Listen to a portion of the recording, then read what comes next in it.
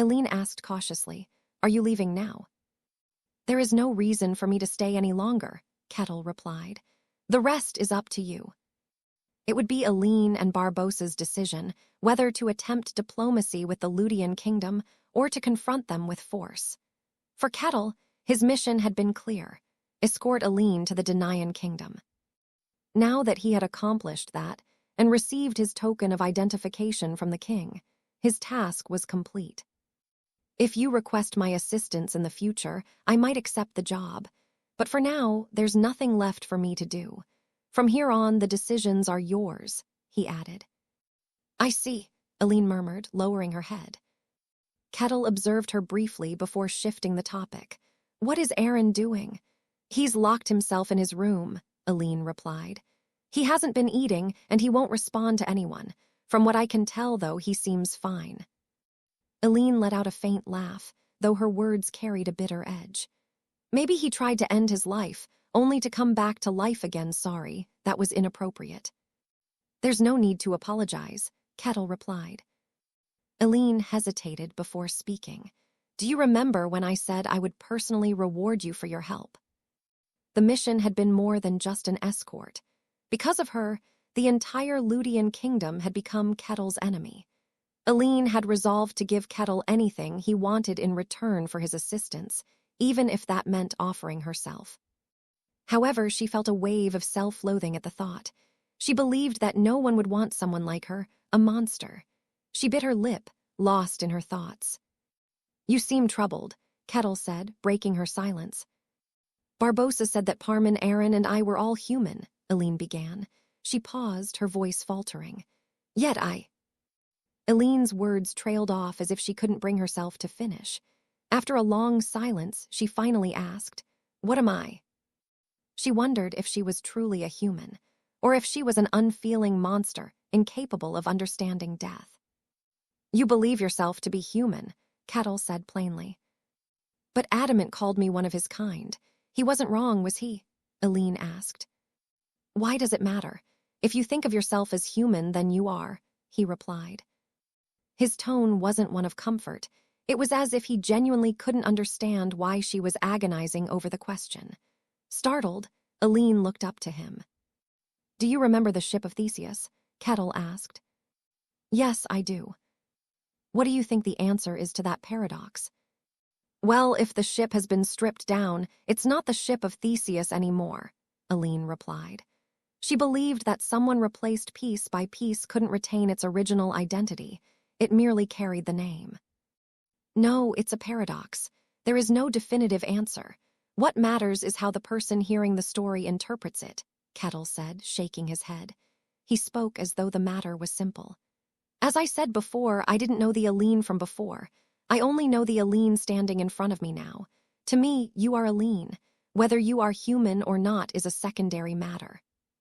I see, Eileen said softly. I've spent a long time in a hellish place, but I still think of myself as human, he said.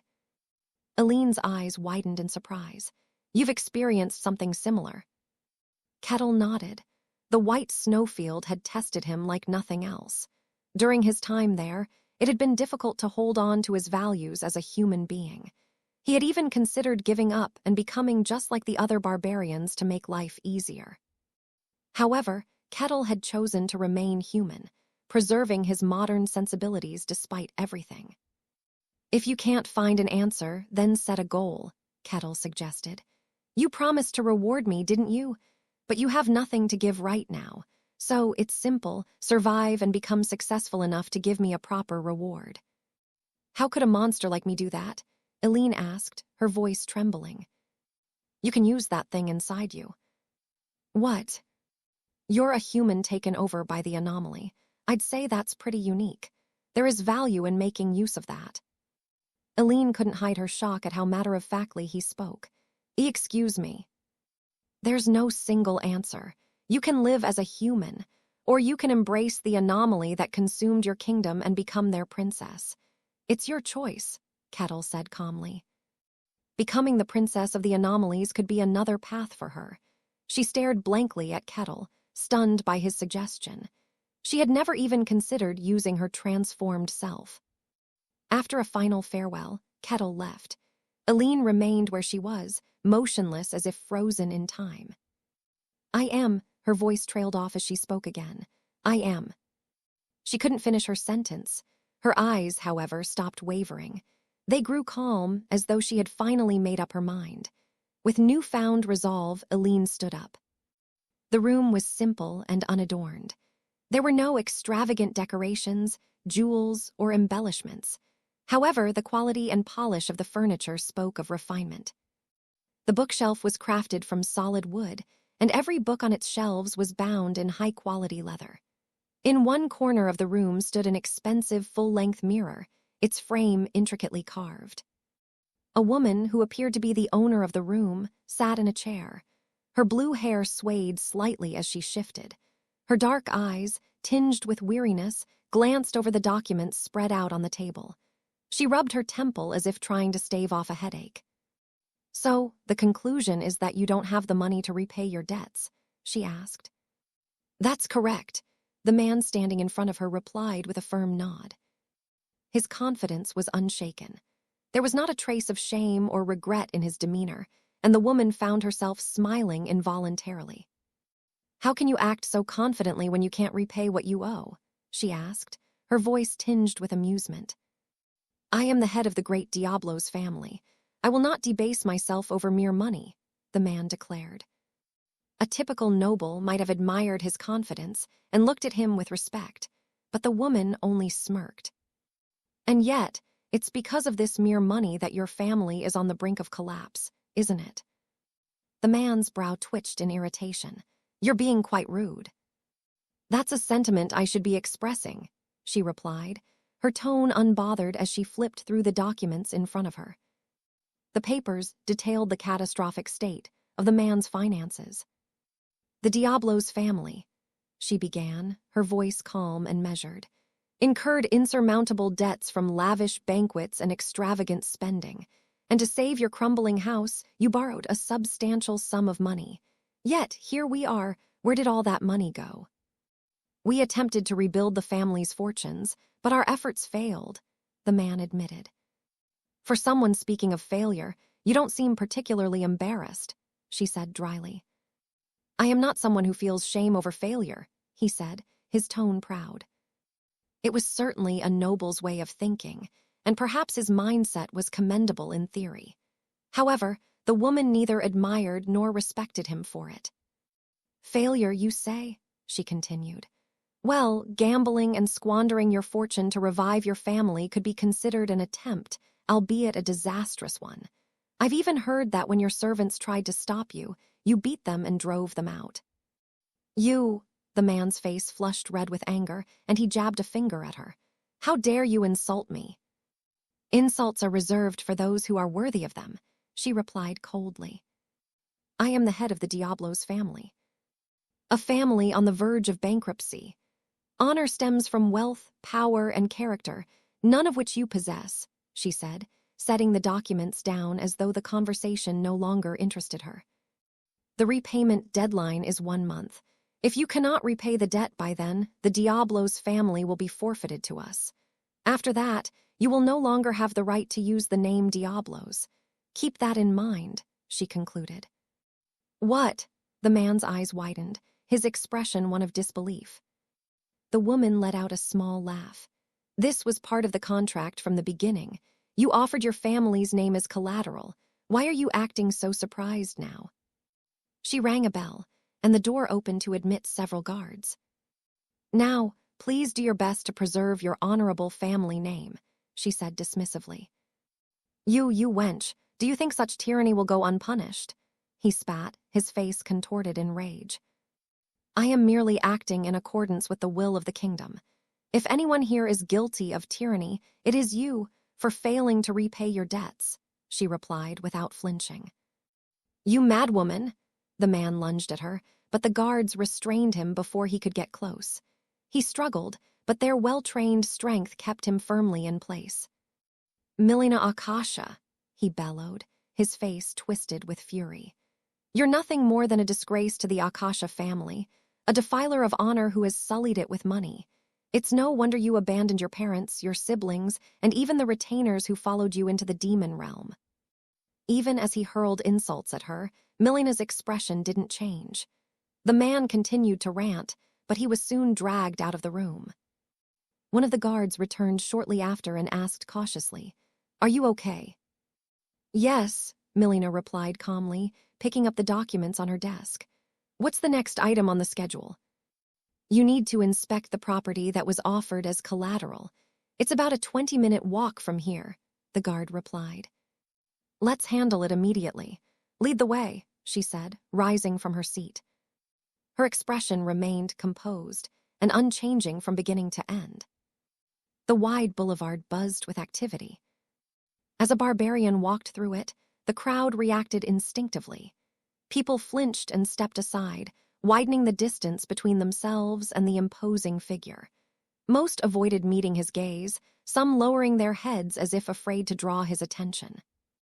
The result was a large, empty circle forming around the barbarian in the middle kettle.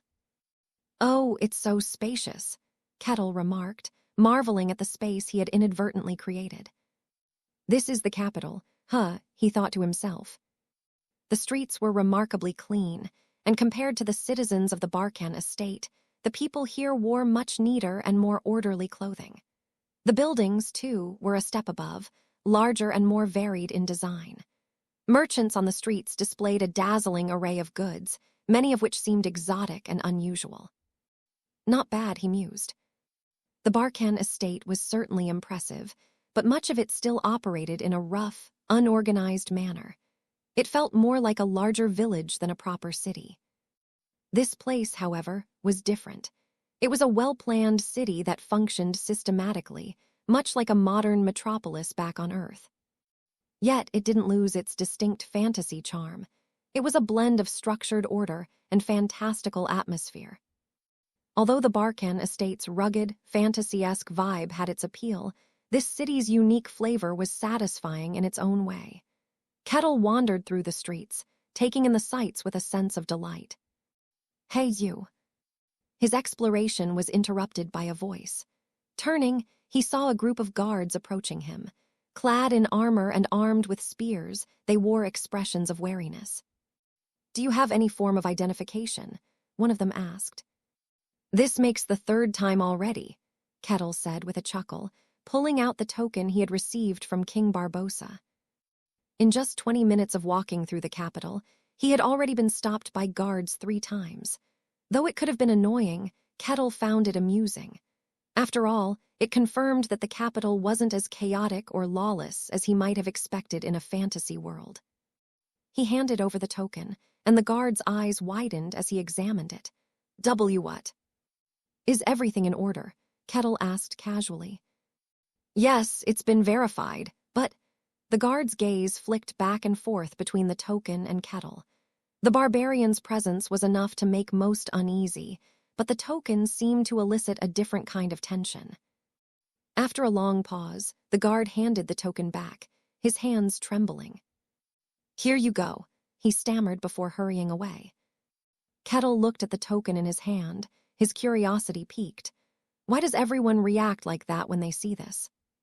Initially, the guards would approach him with tense, cautious expressions. But after seeing the token, their wariness shifted into a different kind of nervousness, accompanied by a noticeable shift to polite deference. Whatever the reason, Kettle was certain of one thing. As long as he had this token, he could move around freely. Feeling pleased, he continued down the street. It wasn't long before he spotted something remarkable, a massive building standing on the outskirts of the main boulevard. "Impressive," Kettle muttered. The building was at least twice the size of the surrounding structures. That must be the Akasha family's main building, he thought. It seems she has truly found success since our last encounter. He had heard rumors about the Akasha family's influence, but seeing the building in person was an entirely different experience. It felt surreal that the expressive, impulsive woman he had met in the white snowfield now presided over such an imposing structure. Kettle approached the entrance of the building and stopped before the gates. "Hey, barbarian," The voice of a guard rang out, sharp and alarmed. The guard raised his spear, his posture defensive. "Leave immediately. This is the Akasha family estate. Barbarians are not allowed to set foot here." "I am a guest, invited by the owner," Kettle said, anticipating the hostility and answering calmly. The guard's eyes widened in surprise. "Invited? By whom?" "By Milena Akasha," Kettle replied. "She told me to drop by if I was ever in the capital." The mention of Milena's name caused a dramatic shift in the guard's demeanor, not one of relaxation, but heightened vigilance. His grip on his spear tightened as his stance grew even more rigid. "All units over here, we have an intruder," the guard shouted, his voice ringing through the air. Hearing the commotion, additional guards rushed out, their footsteps hurried and frantic. Upon spotting Kettle, they visibly recoiled. "A barbarian. Why is there a barbarian in the capital?" The guards raised their spears, surrounding Kettle in an instant. Tilting his head in confusion, Kettle wondered, did I misunderstand what they meant? He repeated himself, this time speaking slowly and deliberately. "I am not your enemy. Milena Akasha invited me." He emphasized each word carefully, ensuring there was no room for misinterpretation. The guards seemed to understand his words, but their expressions only hardened further. "An intruder. You're working for the mages, aren't you?"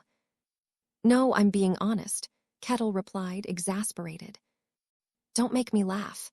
Lady Milena, the Iron Lady, would never invite a filthy barbarian like you." Iron Lady, Kettle thought. Apparently, that was Milena's nickname. It didn't quite match the impression he had of her, someone who wore her emotions openly on her face. He considered trying to reason with them further, but realized it would be futile. In situations like this, physical proof was always the best solution. Kettle reached into his pocket. "She gave me this and told me to come find her." The guards' faces widened as Kettle produced a token, bearing the Akasha family's crest. "And if it's my status as a barbarian you fear," Kettle continued, pulling out another item, "I also have this, a token that permits me free movement within the Denayan kingdom." The second token was the one King Barbossa had personally given him. The guards' jaws practically dropped. What is this? Is this real?" The panic spread among the guards like a ripple. They exchanged nervous glances, unsure how to proceed. At that moment, a commanding voice rang out from behind them. "What is all this commotion?" "See, Captain," the guards exclaimed, visibly relieved. They quickly approached their captain, explaining the situation in hushed tones. The more he listened, the more his expression shifted, his confusion deepening. "A barbarian, invited by Lady Milena?" the captain asked, his voice filled with doubt as he approached Kettle. "I don't understand why you find this so unbelievable, but yes. She gave me this," Kettle replied, holding out the Akasha family token. The captain took the token and examined it closely. His eyes widened in astonishment. "This is..." It was unmistakably the crest of the Akasha family, crafted with meticulous detail. The token was a rare and valuable item, produced only by the Akasha family's most skilled artisans. The captain knew this was no forgery. Such precision and craftsmanship could not be replicated. What's going on? The captain thought. As far as he knew, only a select few had ever been given such a token. The idea that a barbarian could possess one was unthinkable. "And there's also this," Kettle added, handing over the token from Barbossa. The captain's expression twisted into something almost comical as he examined it. This can't be." The token bore the royal crest of the Denayan kingdom. Tokens issued by the royal family varied in status based on the number of crests engraved in them. One crest signified a person with connections to the royal family, 2 crests indicated a close relationship with the royal bloodline, and 3 crests meant the token bearer's status had been personally certified by the king himself. A token with 3 crests signified a status comparable to the nobles of the capital. And of course, Kettle's token had 3 crests. A barbarian holding a token with 3 royal crests. The captain felt lightheaded. Just from the look of it, he knew that the token wasn't fake. However, because it was so extraordinary, it almost felt fake. The absurdity of the situation made his head spin. After a long pause, the captain finally spoke. "This is beyond my authority to judge. We will wait for Lady Milena to arrive and confirm this herself." "That's fine by me," Kettle agreed easily. "However, until she arrives, I will have to detain you," the captain added. While he couldn't fully trust Kettle, it was equally impossible to simply drive him away. The only solution was to hold him in custody until Milena could verify the situation. "I don't mind. Where will I be staying?" Kettle asked. "There is a room in the basement. We will take you there," the captain replied reluctantly. "Oh, a basement room in a noble's home." Kettle's eyes lit up. "That sounds interesting." Kettle was ecstatic to be staying in a room in a noble's basement. His imagination ran wild. Is it used to seal something dangerous? Or perhaps to hide something valuable? Could there be a secret chamber within the basement? "Please lead the way," Kettle said with a cheerful grin. The captain hesitated, baffled by Kettle's enthusiasm. What's with this guy? By all accounts, the captain's behavior was highly disrespectful. He was essentially throwing a guest into the basement. Any barbarian, especially one who valued freedom, should have been outraged. The captain braced himself for a fight. However, instead, Kettle seemed genuinely excited, leaving the captain completely off balance. "Okay, follow me," the captain stammered, trying to mask his confusion as he led the way. Kettle followed leisurely, his steps unhurried and his mood seemingly unshaken. Late at night, Milena returned to her home after completing the collateral inspection. As she approached the gate, the guard on duty straightened and gave her a respectful bow. "You're back, my lady," the guard said. "Yes, thank you for your hard work," Milena replied. "My lady, there is something I need to inform you about." "Is it urgent?" "I don't believe so," the guard hesitated. Having taken over the day shift, the guard wasn't fully aware of the earlier events. He only knew that a barbarian had been detained in the basement. Since the matter had already been dealt with and security was tight, he figured it wasn't an issue that required immediate attention. After all, the individual in question was just a barbarian, far from anyone of notable status. "In that case, let's discuss it tomorrow. I'm a bit tired right now," Milena said. "Understood," the guard said, bowing again before stepping back. Milena entered the building and made her way directly to her room. She sank into her chair and leaned back, closing her eyes. The soft fabric of the chair enveloped her, offering a rare moment of comfort in her otherwise demanding schedule. Reaching out instinctively, she grabbed a bottle of wine and uncorked it with practiced ease. She carefully poured the liquid into a glass and brought it to her lips. The aroma of the wine filled her senses as she took a sip. After a few glasses, the alcohol began to take effect. She swirled the wine in her glass absent-mindedly, her thoughts drifting. "A defiler who abandoned her family and retainers," she muttered. The words of the foolish Diablo's noble from earlier resurfaced in her mind. A bitter smile played on her lips. He wasn't entirely wrong. Even the one ally who had followed her into the white snowfield had eventually grown distant, unable to reconcile with her decisions. Though she had grown used to the loneliness, the sting of it still lingered. "How many months has it been since I have been relying on wine to numb myself to sleep?" she thought as she closed her eyes, allowing the fog of her thoughts to lull her into unconsciousness. The next morning, Milena dressed and stepped out of her room. The guard stationed outside bowed. "Good morning, my lady." "Good morning," she replied. She had a quick breakfast before heading to her office, where she immediately began sorting through stacks of documents. By lunchtime, she was still buried in her work. A guard entered, bowing respectfully. "Your lunch is ready, my lady." "Is it that time already?"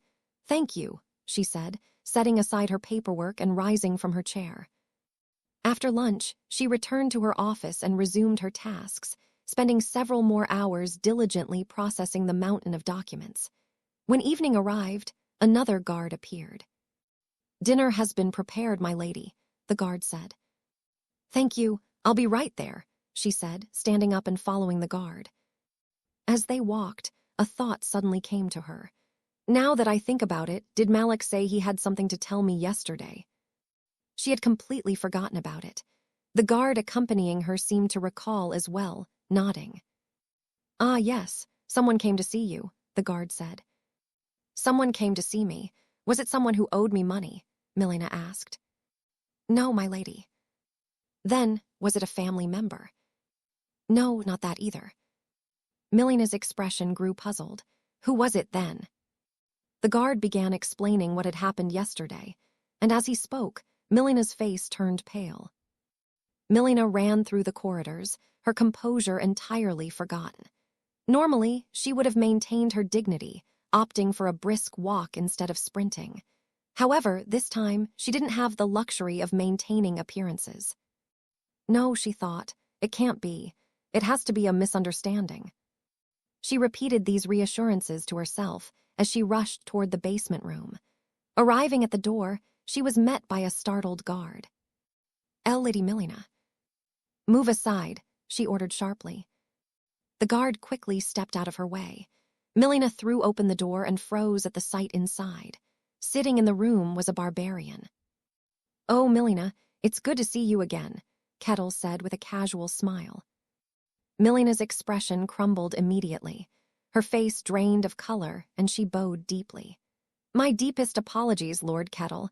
How could I be so disrespectful as to house you in such a lowly room? I am truly sorry. Milena's mind raced in panic. She had imprisoned the barbarian of the white snowfield, a figure who was practically a force of nature, and had left him locked up for more than an entire day. Just imagining his potential anger made her feel faint. However, Kettle's expression remained calm. This room is more than adequate. The room where Kettle had been placed was a hidden guest room in the Akasha house's basement. It was typically reserved for nobles or merchants seeking discreet lodging. Apart from its underground location, the room itself was well furnished. It was a small mercy that the accommodations weren't entirely inappropriate. I invited you, but I failed to provide the hospitality you deserve. Please accept my deepest apologies, Milena said, lowering her head again. There is no need to worry about it. Except for the lack of any secret passages, this was a fine room, Kettle replied, a hint of humor in his tone. I will make sure to prepare one next time, Milena said hurriedly. No need to take that seriously. I was joking, Kettle said, amused. What's going on? The guard captain thought. He was shocked at the sight. Milena Akasha was the master of the Akasha family and the so-called Iron Lady. She had stood firm against family betrayals and the desperate pleas of debtors without so much as a flicker of emotion. Yet here she was, apologizing profusely and flustered in the presence of this barbarian. If the Iron Lady was reacting like this, then this barbarian had to be someone truly extraordinary. The guard captain's thoughts darkened. I'm doomed. When Milena finished her apologies, she turned to the guard captain, her expression icy. Escort him to the reception room immediately. And as for you and the others, we will speak later, she said through gritted teeth. The captain's face turned ashen as dread settled over him. In the reception room, Kettle held a teacup in his hand.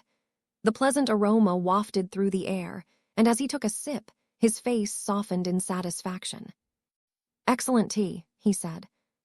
The tea's flavor and aroma were exceptional, rivaling even the finest tea leaves from modern times. Milena, sitting across from him, bowed her head once more. I apologize again. The guard didn't know who you were and acted rudely. I told you, it's fine. You don't need to keep apologizing, Kettle replied, his expression genuinely unconcerned. Only then did Milena feel a sense of true relief. In that case, Lord Kettle. You can drop the Lord, Kettle replied. Ah, Kettle, she corrected herself hesitantly. That works just fine, he said with a nod. Feeling slightly less formal, Myelina offered a faint smile. It's been a long time, Kettle. Indeed, how many years has it been? About 3, I think, she answered. Time flies, Kettle murmured. It had already been 3 years since he last saw her. As she observed him, Milena asked cautiously, "When we last spoke, you mentioned being tied up with matters in the white snowfield. Have those issues been resolved?" "They have," Kettle said with a smile. The sight of his smile sent a shiver down her spine. It was a primal, predatory grin that revealed raw emotion, unfiltered and untamed. "I resolved everything perfectly. Thanks to that, I finally escaped that accursed place," Kettle said, his tone calm yet carrying an underlying intensity. Milena instinctively took a step back. Kettle had merely smiled, yet it felt as though her head was half swallowed by a starved beast that hadn't eaten in a week. "Come on," Milena gave a small shake of her head. She knew this barbarian well enough. There was no reason to fear him. Suppressing her unease, she forced herself to speak. "Congratulations." "You seem to have done quite well yourself," Kettle replied with a knowing smile. While staying in the basement, Kettle had asked the guards about Milena's situation, and what he learned was nothing short of astounding. She had successfully navigated the treacherous white snowfield, reaping an enormous fortune by selling her weapons. Not only had she restored her family's crumbling legacy, but she had secured enough wealth to spare. Her daring ventures, which had risked her very life, saved her family and earned her the unwavering loyalty of her vassals. The stigma of being the child of a concubine meant nothing in the face of her achievements, and she swiftly seized real power within her family. Using the remaining funds, Milena undertook further investments and trade expeditions, most of which were resounding successes. In just 3 years, she transformed a family on the brink of ruin into one of the most influential houses in the kingdom, powerful enough to engage directly with the royal family. Now, the Akasha family had unparalleled sway in the Denayan kingdom. Their accomplishments were so monumental that, despite her father still being alive, Milena had effectively become the head of the house. Speaking calmly, she addressed Kettle. "It's all thanks to you, Kettle. If you hadn't helped me back then, I would be a frozen corpse buried in the snowfield." "That's kind of you to say, but you were the one who risked your life. You deserve the reward you've earned." Kettle chuckled heartily. "By the way," Kettle began, glancing off to the side. An elderly woman stood there, watching him warily. "Is this your housekeeper?" "Yes, she assists me now," Milena replied. "She doesn't seem to be the old man I saw with you in the white snowfield," he noted. The old servant, who had accompanied Milena through the perilous snowfield, was nowhere to be seen. Milena's expression darkened. "He has left. He's gone to serve the rest of my family." Sensing the melancholy in her voice, Kettle refrained from pressing further. "I feel like there's a story behind this," Kettle said. "No, it's all because of my incompetence," she murmured bitterly. The conversation trailed off, and silence hung between them until it was broken by a faint rumbling sound from her stomach. "Grumble." Embarrassed, she quickly stammered. It was because I was about to prepare dinner." "My apologies for intruding. Why don't you eat first?" Kettle suggested. "Would you care to join me, Kettle? It's too much for me to finish alone." "That sounds great." Kettle's face lit up. A noble's cuisine was not something he would refuse. Milena rose from her seat. "Now that I think about it, I haven't properly expressed my gratitude." Suddenly, as if remembering something, she turned to Kettle and bowed deeply. Her gesture was impeccably graceful, befitting her noble status. "I am Milena Akasha, the 22nd head of the Akasha family. I welcome you as my honored guest, Kettle." "Thank you," Kettle replied with a smile. Kettle lay sprawled across the bed, in the room he had been shown to. "Not bad," he muttered. The meal had been excellent. Though the spices were a tad overwhelming, the dishes were prepared with great care, to the point where Kettle couldn't help but marvel. So this is noble cuisine, he thought. While he had spent some time at the royal palace of Denayan, the circumstances hadn't allowed for leisurely sightseeing, and the meals offered were simple and practical, far from the lavish royal dining he had hoped for. In that sense, the noble's meal he had just enjoyed was more than enough compensation. The room is not bad either. Though less opulent than those in the royal palace, it was still plenty luxurious. "This is indulgence, pure indulgence," Kettle remarked as he smiled. If this were the modern era, he mused, a single night in this room would easily cost 1,000,001. It was a rare treat for him to have stayed in 2 such luxurious rooms within just 2 days. As he lounged idly, the door creaked open. It was Milena, lightly dressed, presumably ready for bed. She paused at the doorway, slightly taken aback to find Kettle sprawling across the bed. The sight of the towering barbarian rolling around on a bed barely wider than his torso was a peculiar one. Unbothered, Kettle asked casually, "What brings you here?" "Oh, it's nothing much," she began, regaining her composure. Holding up a wine bottle, she continued, "Would you care for a drink?" "Of course," Kettle said, nodding. Milena entered the room and poured herself a glass, sipping as they made small talk. As the night deepened and the wine bottle emptied to half, Milena's face grew slightly flushed, her cheeks tinged with the warmth of alcohol. Yet Kettle seemed entirely unaffected. "You hold your liquor well," she remarked, slightly slurring. "I'm no lightweight, but—" "You get used to it," Kettle replied, taking another sip. The barbarians of the white snowfield, as he explained, were mad about liquor and combat, often drinking themselves into a stupor. Living among them, Kettle had naturally built up his tolerance. "So," Kettle said, setting down his glass, "what is it you wanted to say? You came here for a reason, didn't you?" "You noticed," Milena admitted with a wry smile. Her late-night visit to a man's quarters, particularly for a noblewoman, was a risky move. A single rumor could tarnish her reputation, and there were also physical dangers to consider. Yet, despite the risks, she felt compelled to come see Kettle. Milena hesitated before speaking. "Kettle, do you know what I've been doing since I left the white snowfield? I heard you've been making various investments and running businesses. That's about it. Would you be willing to hear me out?" "Go ahead," Kettle said, nodding. After a moment of deliberation, Milena began her explanation, her tone resolute. "I succeeded in completing the White Snowfield expedition and, as you predicted, gained real power in my family." With her newfound authority, she pursued numerous investments despite her family's and father's objections. Her track record of saving the family from ruin gave her the leverage she needed to take charge. Her father, who led the family to the brink of collapse through repeated failures, had no choice but to yield to her decisions. She ventured into weapon contracts, spice trading, and more. Whether it was skill, luck, or a combination of both, her endeavors were overwhelmingly successful, bringing immense wealth to her family. However, as her family and the people around her praised her, she felt stifled. Sure, the family is flourishing now, but simple investments are too risky. One mistake and everything could come crashing down again, she confessed. Her concerns about the high stakes of investment led her to explore safer, more sustainable options. After much deliberation, she arrived at a solution. She would lend money to those in urgent need, safeguard the money of those seeking secure storage, and earn profits through fees and interest. Though this required significant initial capital, her previous successes had left her with more than enough funds to get started. She implemented her plan immediately, announcing that the Akasha family would now also handle financial services.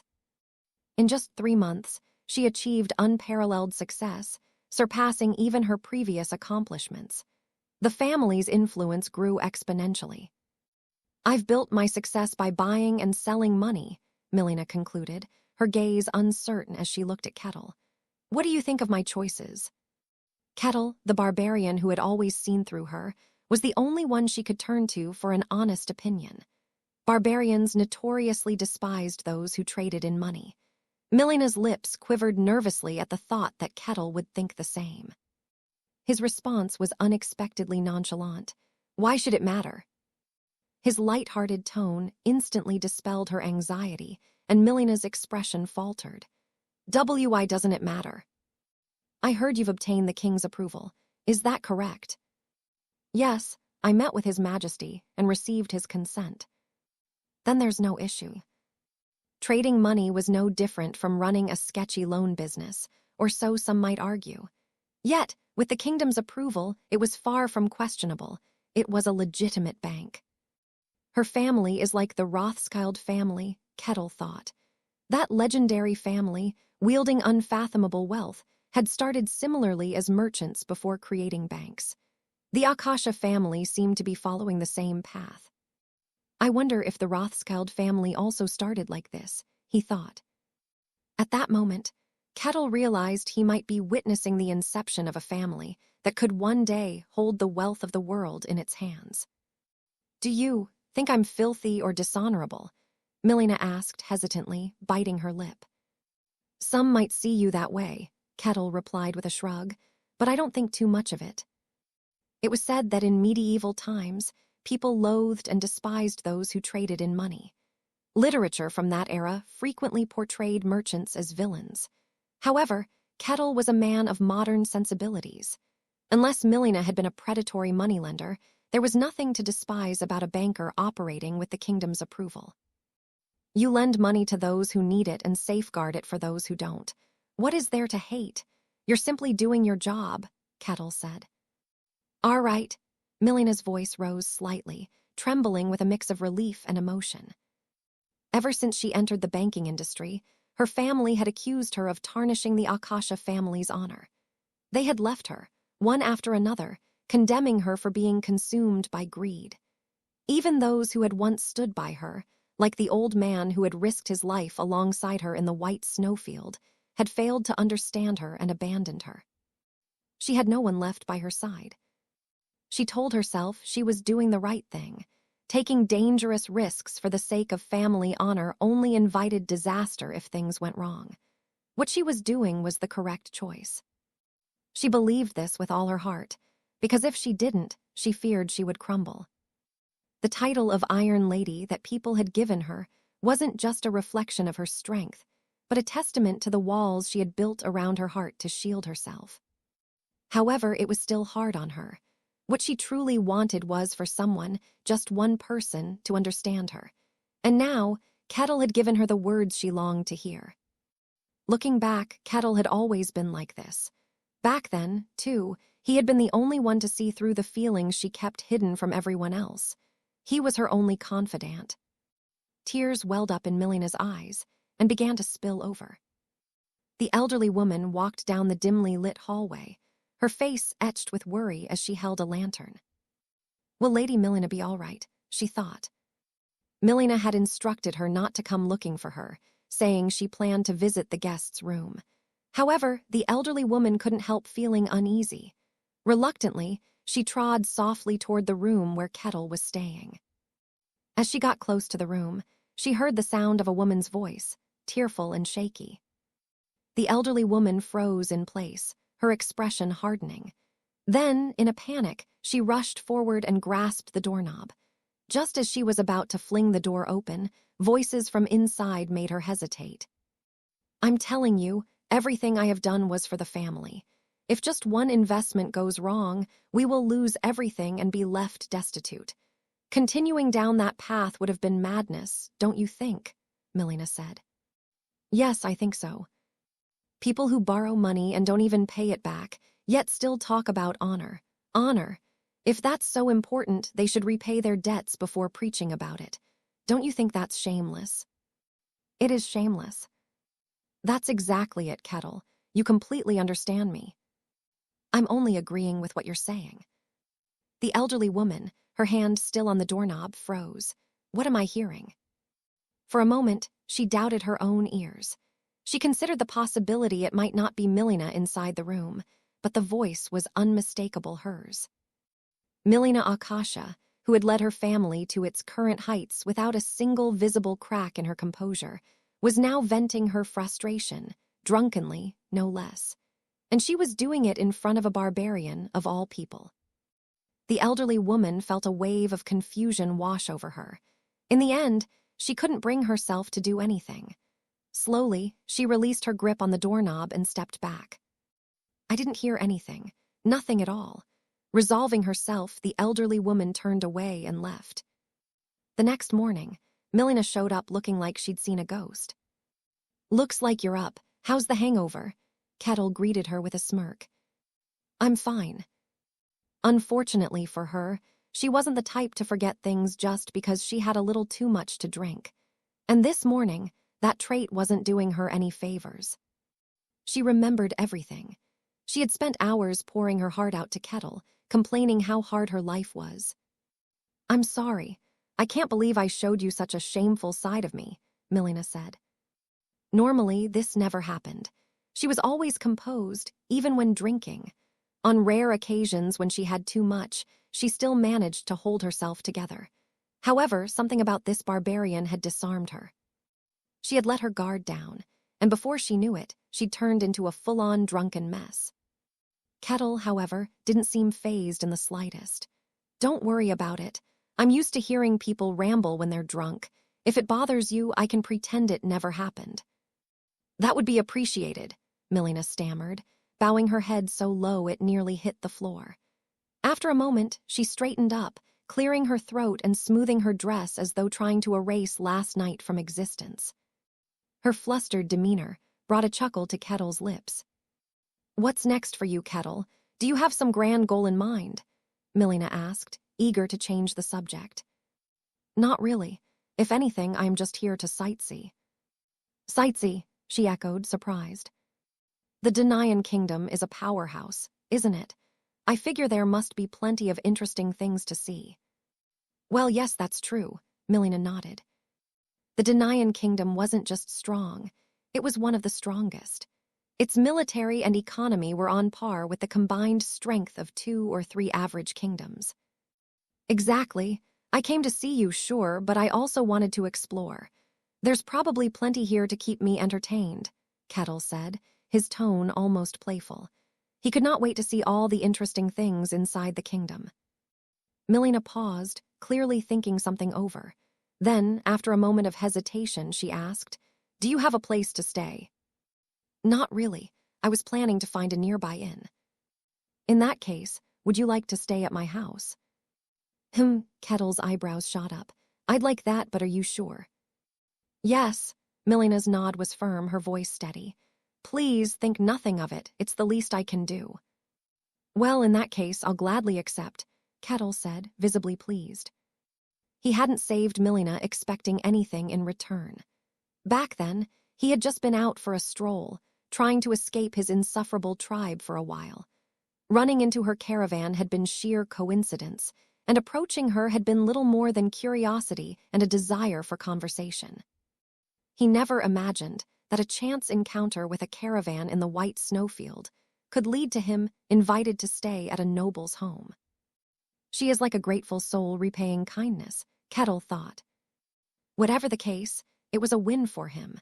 Staying at a noble's home wasn't something a person got to do every day. "Then I will make myself at home. Should I repay your hospitality by listening to more of your complaints like last night?"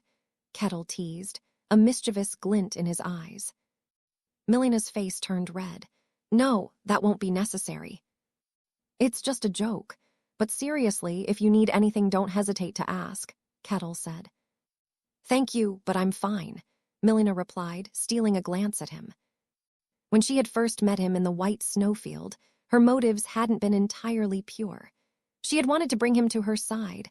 A powerful warrior with a sharp mind was a valuable ally, after all.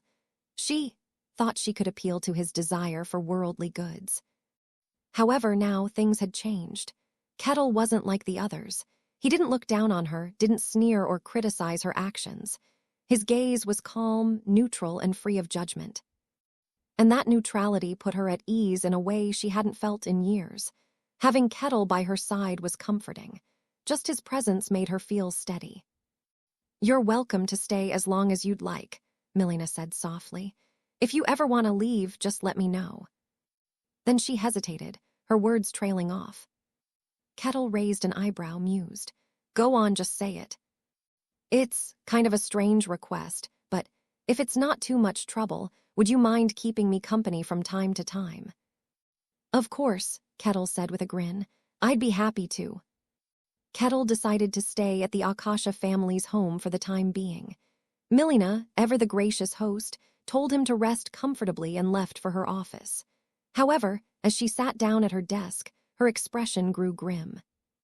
Before her was a mountain of paperwork, stacked high enough to rival her torso. "I ignore it for one evening, and this is what I get," she muttered, scowling as she dropped into her chair. With practiced movements, she grabbed the first document and began reviewing its content. To Lady Milena Akasha, head of the house. Lord Amak Panjula, the eldest grandson of the Panjula family's 23rd generation, has inquired about extending his repayment period. As I cannot make a decision on the matter, I have forwarded it to you. Milena sighed heavily as she finished reading.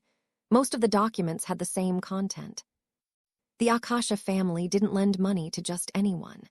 Borrowers needed to offer collateral, demonstrate impeccable honor, or possess a reputation befitting the requested amount. As a result, those indebted to the Akasha family were typically nobles or individuals of equivalent standing. Whenever they made requests, the staff below Milena often found themselves at a loss. No matter how much debt the nobles owed, their social status made it difficult to treat them with anything but deference. Ultimately, only Milena, head of the Akasha family and a noble herself, could handle such matters. She dealt with everything personally, from blatant refusals to repay debts to cases where her collectors were outright assaulted. If only this part of the job could be resolved, she thought. However, it wasn't so simple. Nobles were, after all, nobles. Milena began organizing the papers, her movements precise and methodical. As the pile dwindled to half its original size, the door to her office suddenly burst open. Lady Milena. It was one of her guards. His abrupt, unannounced entrance caused Milena to frown deeply. She opened her mouth to reprimand him, but the look on his face made her pause. The guard's complexion was deathly pale, paler than when she had once threatened to punish him directly. The guard stammered, "The Sword of Denian is here." Milena's face instantly turned as white as the guard. "Welcome," Milena said. In the reception room, she bowed stiffly, her posture betraying her tension. Sitting across from her on a sofa was a man, one of the knights who had accompanied King Barbossa during Kettle's audience with the monarch.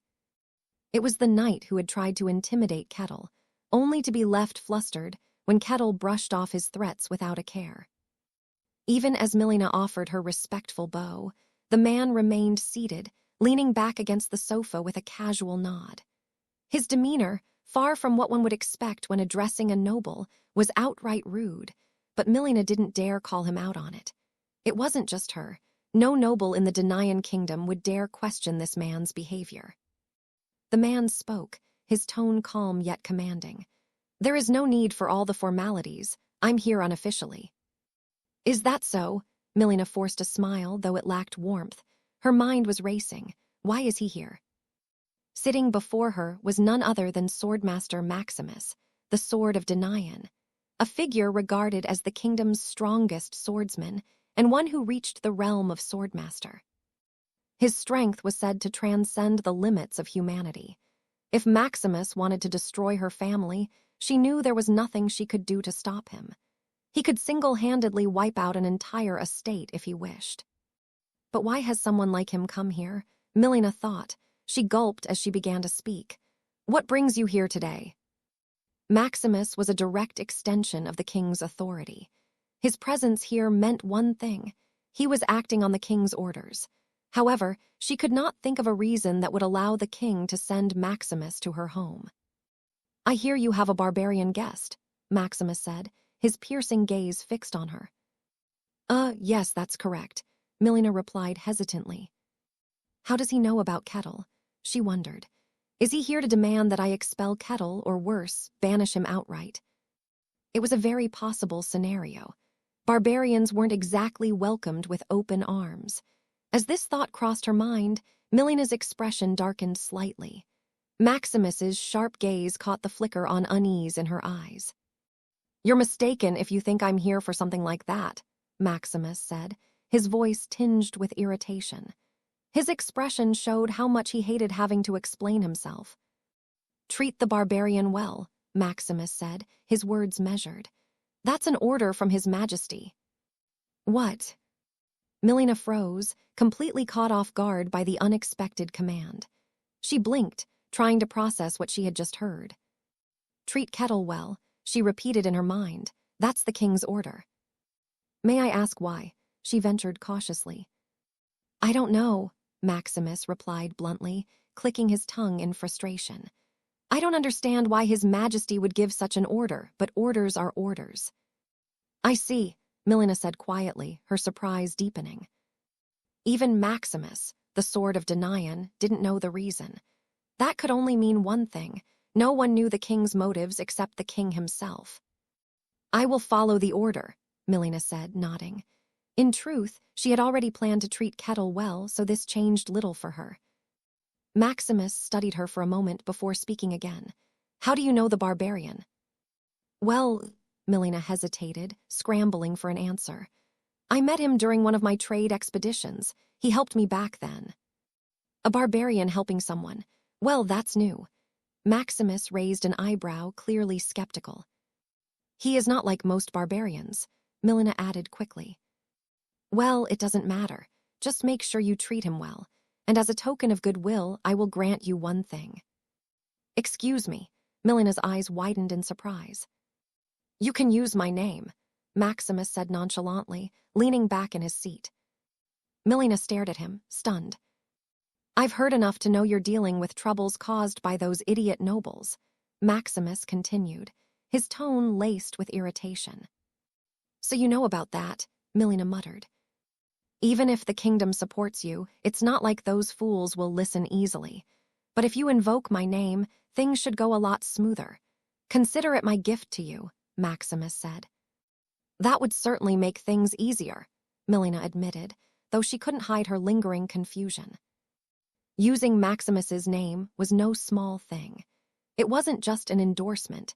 It was a declaration that her actions carried the personal backing of the Sword of Denian himself.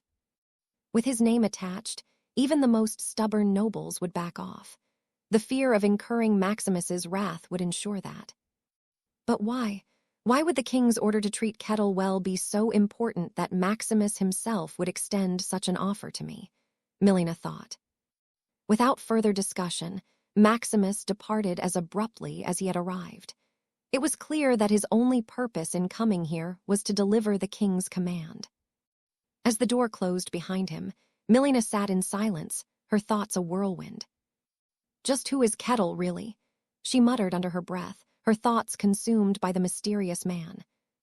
Later that day, Milena found Kettle earlier than usual. Kettle, she called.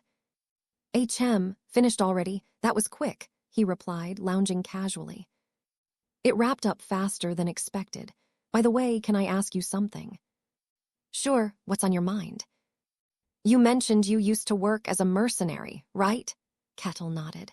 The night before, during their conversation over drinks, he had briefly talked about what he had been doing after leaving the white snowfield.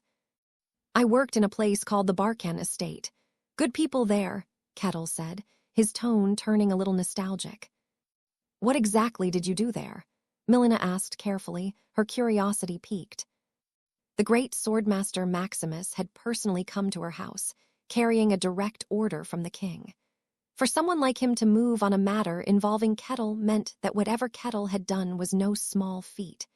To Milena, the connection between routine mercenary work and royal interest was utterly baffling. When she asked about it, Kettle answered casually.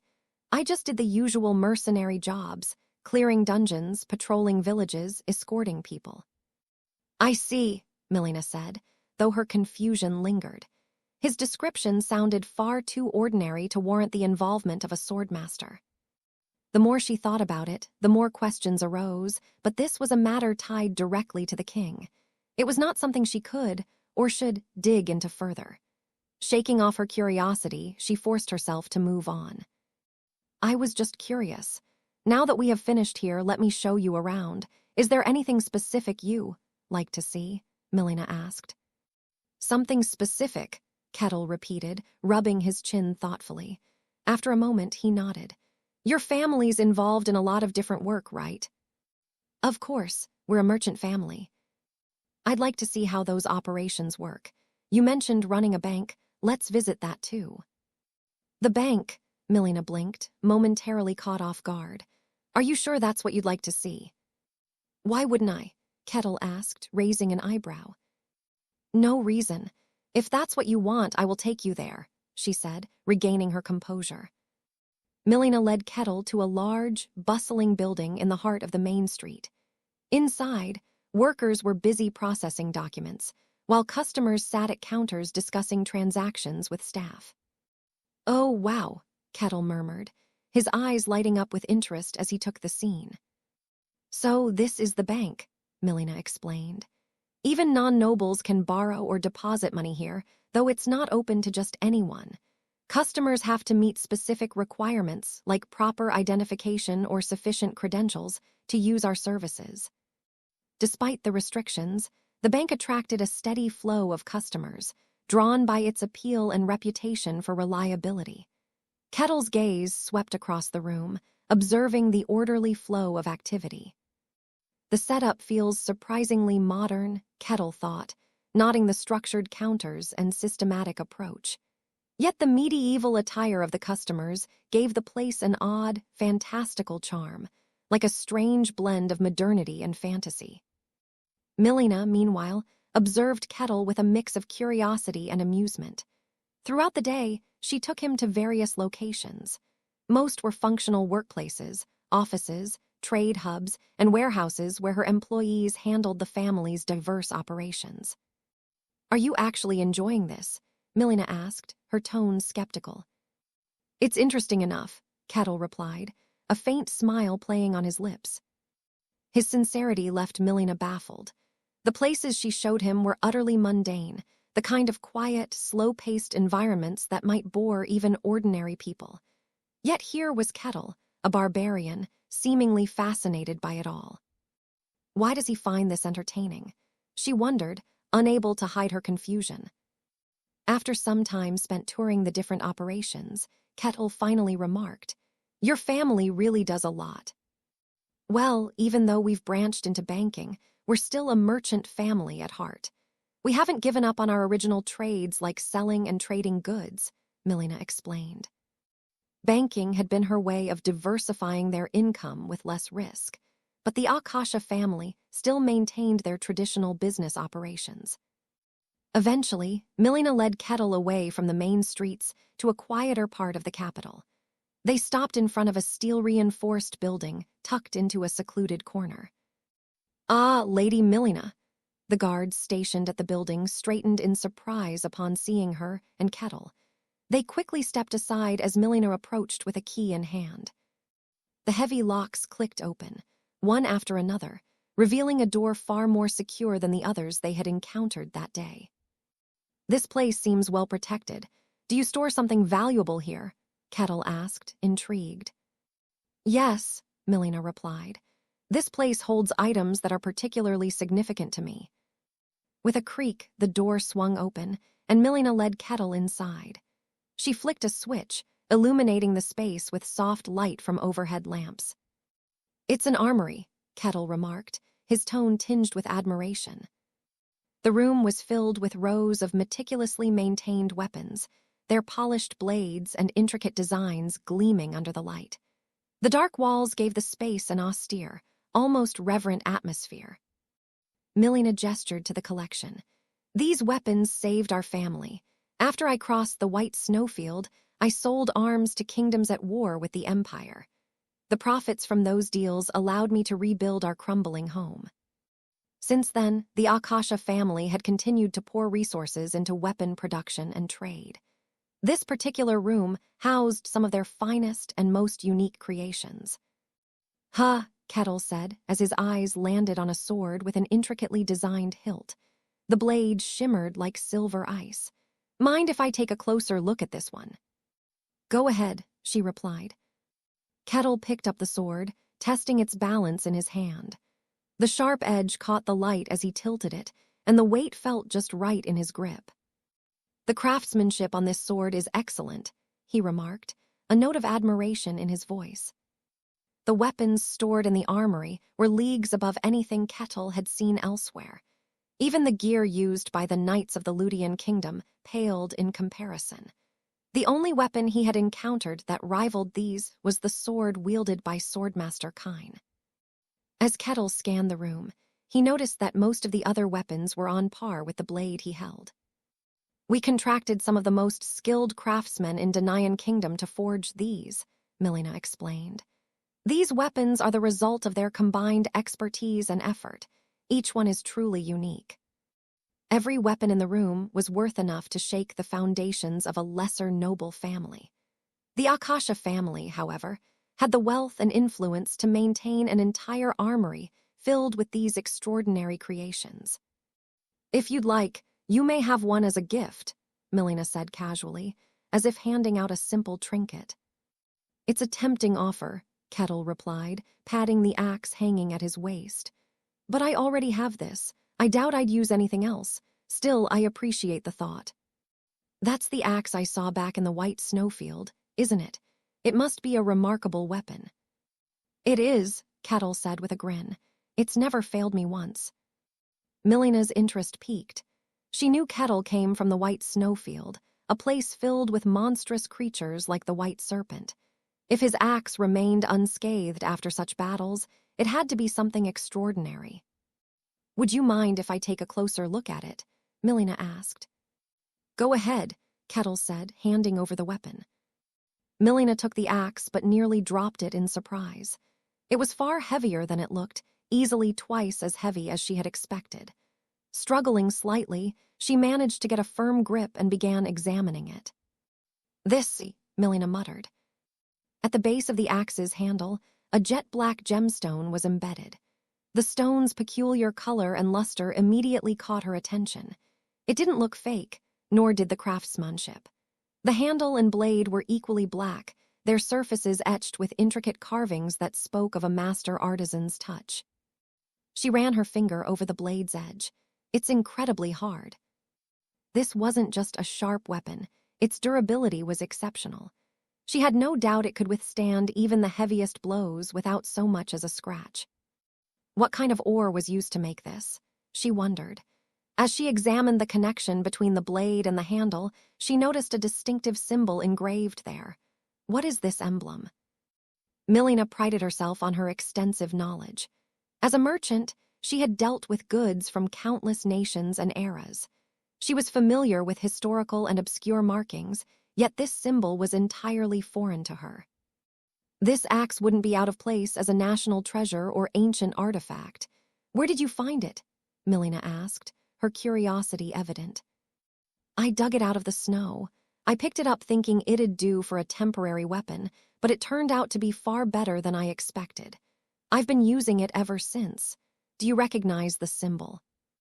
"I'm afraid I don't," Milena admitted. "That's disappointing," Kettle said with a slight frown. He had long suspected that the axe was no ordinary weapon, given the gemstone and the unusual engravings. He had hoped Milena might shed some light on its origins, but even she seemed clueless. "If you'd like, I can look into it. I'm curious myself," Milena offered. "That would be great, thank you," Kettle said, taking back his axe. After that, the two continued exploring the armory. Kettle examined an array of weapons, spears, halberds, axes, shields, and more. Each piece was crafted with the same extraordinary care and skill. As they were nearing the end of their tour, something caught Kettle's eye. "Huh," he muttered, his voice barely above a whisper. His steps halted, and his eyes widened. At the far end of the room stood a sword engulfed in a constant blade of flame. It wasn't a metaphor or symbolic embellishment. The sword was literally covered in flames. Fire danced across its blade, radiating intense heat into the room. "Oh, wow," Kettle remarked. His body trembled with excitement. A flaming sword was the epitome of a fantasy world, the kind of thing that stirred the imagination of every adventurer. Noticing his captivated gaze, Milena offered an explanation. "It's an enchanted sword." "Enchanted," Kettle's eyes sparkled. The mere mention of the word sent a rush of exhilaration through him. Enchantment was a word filled with endless possibilities.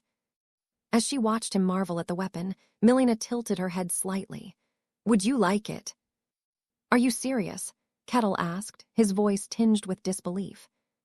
"Of course, it's the least I can do after all you have done for me," she replied nonchalantly. "Well then," Kettle couldn't bring himself to refuse. The sword was far too enticing to pass up. With hands that trembled ever so slightly, he reached out and gripped the flaming sword.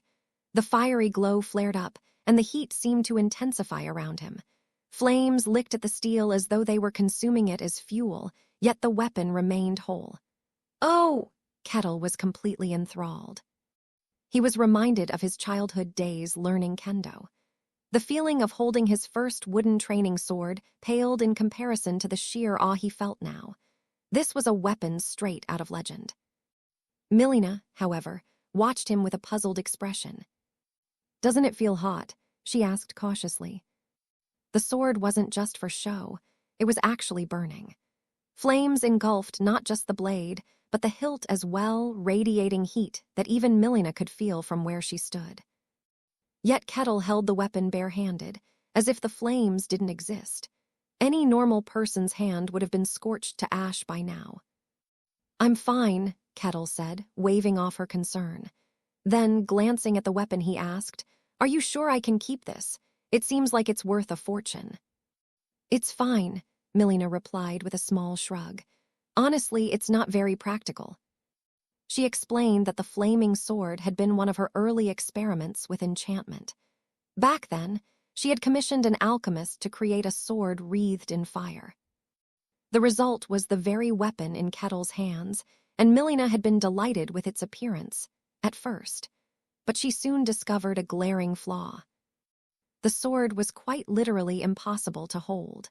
The flames enveloped the hilt as well as the blade, making it unusable without some kind of magical protection. Even then, anyone capable of using magic to wield it wouldn't need a sword like this. They could simply channel their power directly.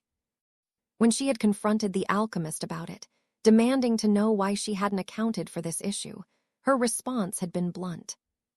"You didn't ask for safety features." That was the day Milena learned that when dealing with an alchemist, every detail had to be specified. In the end, the flaming sword had been relegated to a corner of the armory, forgotten and unused. "Fascinating," Kettle said, his expression bright with curiosity as he listened to her story. "You even have an alchemist." "Yes, though I paid a small fortune to secure her services," Milena grumbled. "Honestly, I regret it a little. She is talented, but she is not exactly the most cooperative person to work with." Kettle turned his attention back to the sword. The flames continued to burn fiercely, yet the weapon showed no signs of weakening.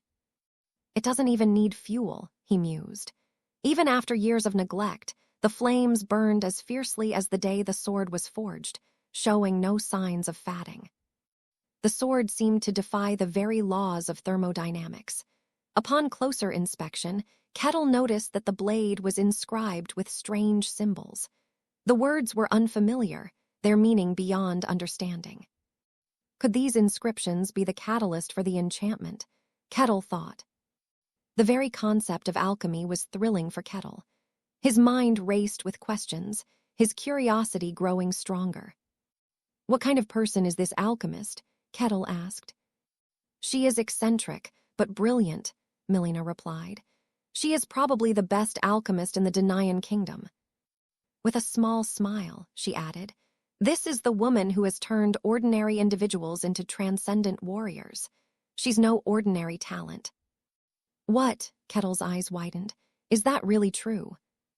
"It's a pretty well-known story," Milena explained. Back in the day, a proclamation was issued in the Empire, calling for the strongest to join its ranks. The offer was enticing. If a transcendent pledged allegiance to the Empire, their wish would be granted. But of course, no such warrior ever responded. Transcendents didn't just appear out of nowhere. Even in kingdoms, there were only one or two, and they were treated with exceptional regard. There was no reason for them to join the Empire's army. The recruitment of powerful individuals was common in many organizations. The empire's offer wasn't particularly unique. In truth, the proclamation was effectively meaningless. That changed one day when an alchemist stepped forward with an audacious claim. The alchemist approached the empire with a proposition. "I can create a transcendent for you," she said, "but in exchange, you must fulfill a request of mine." From the empire's perspective, it was surely seen as nonsense.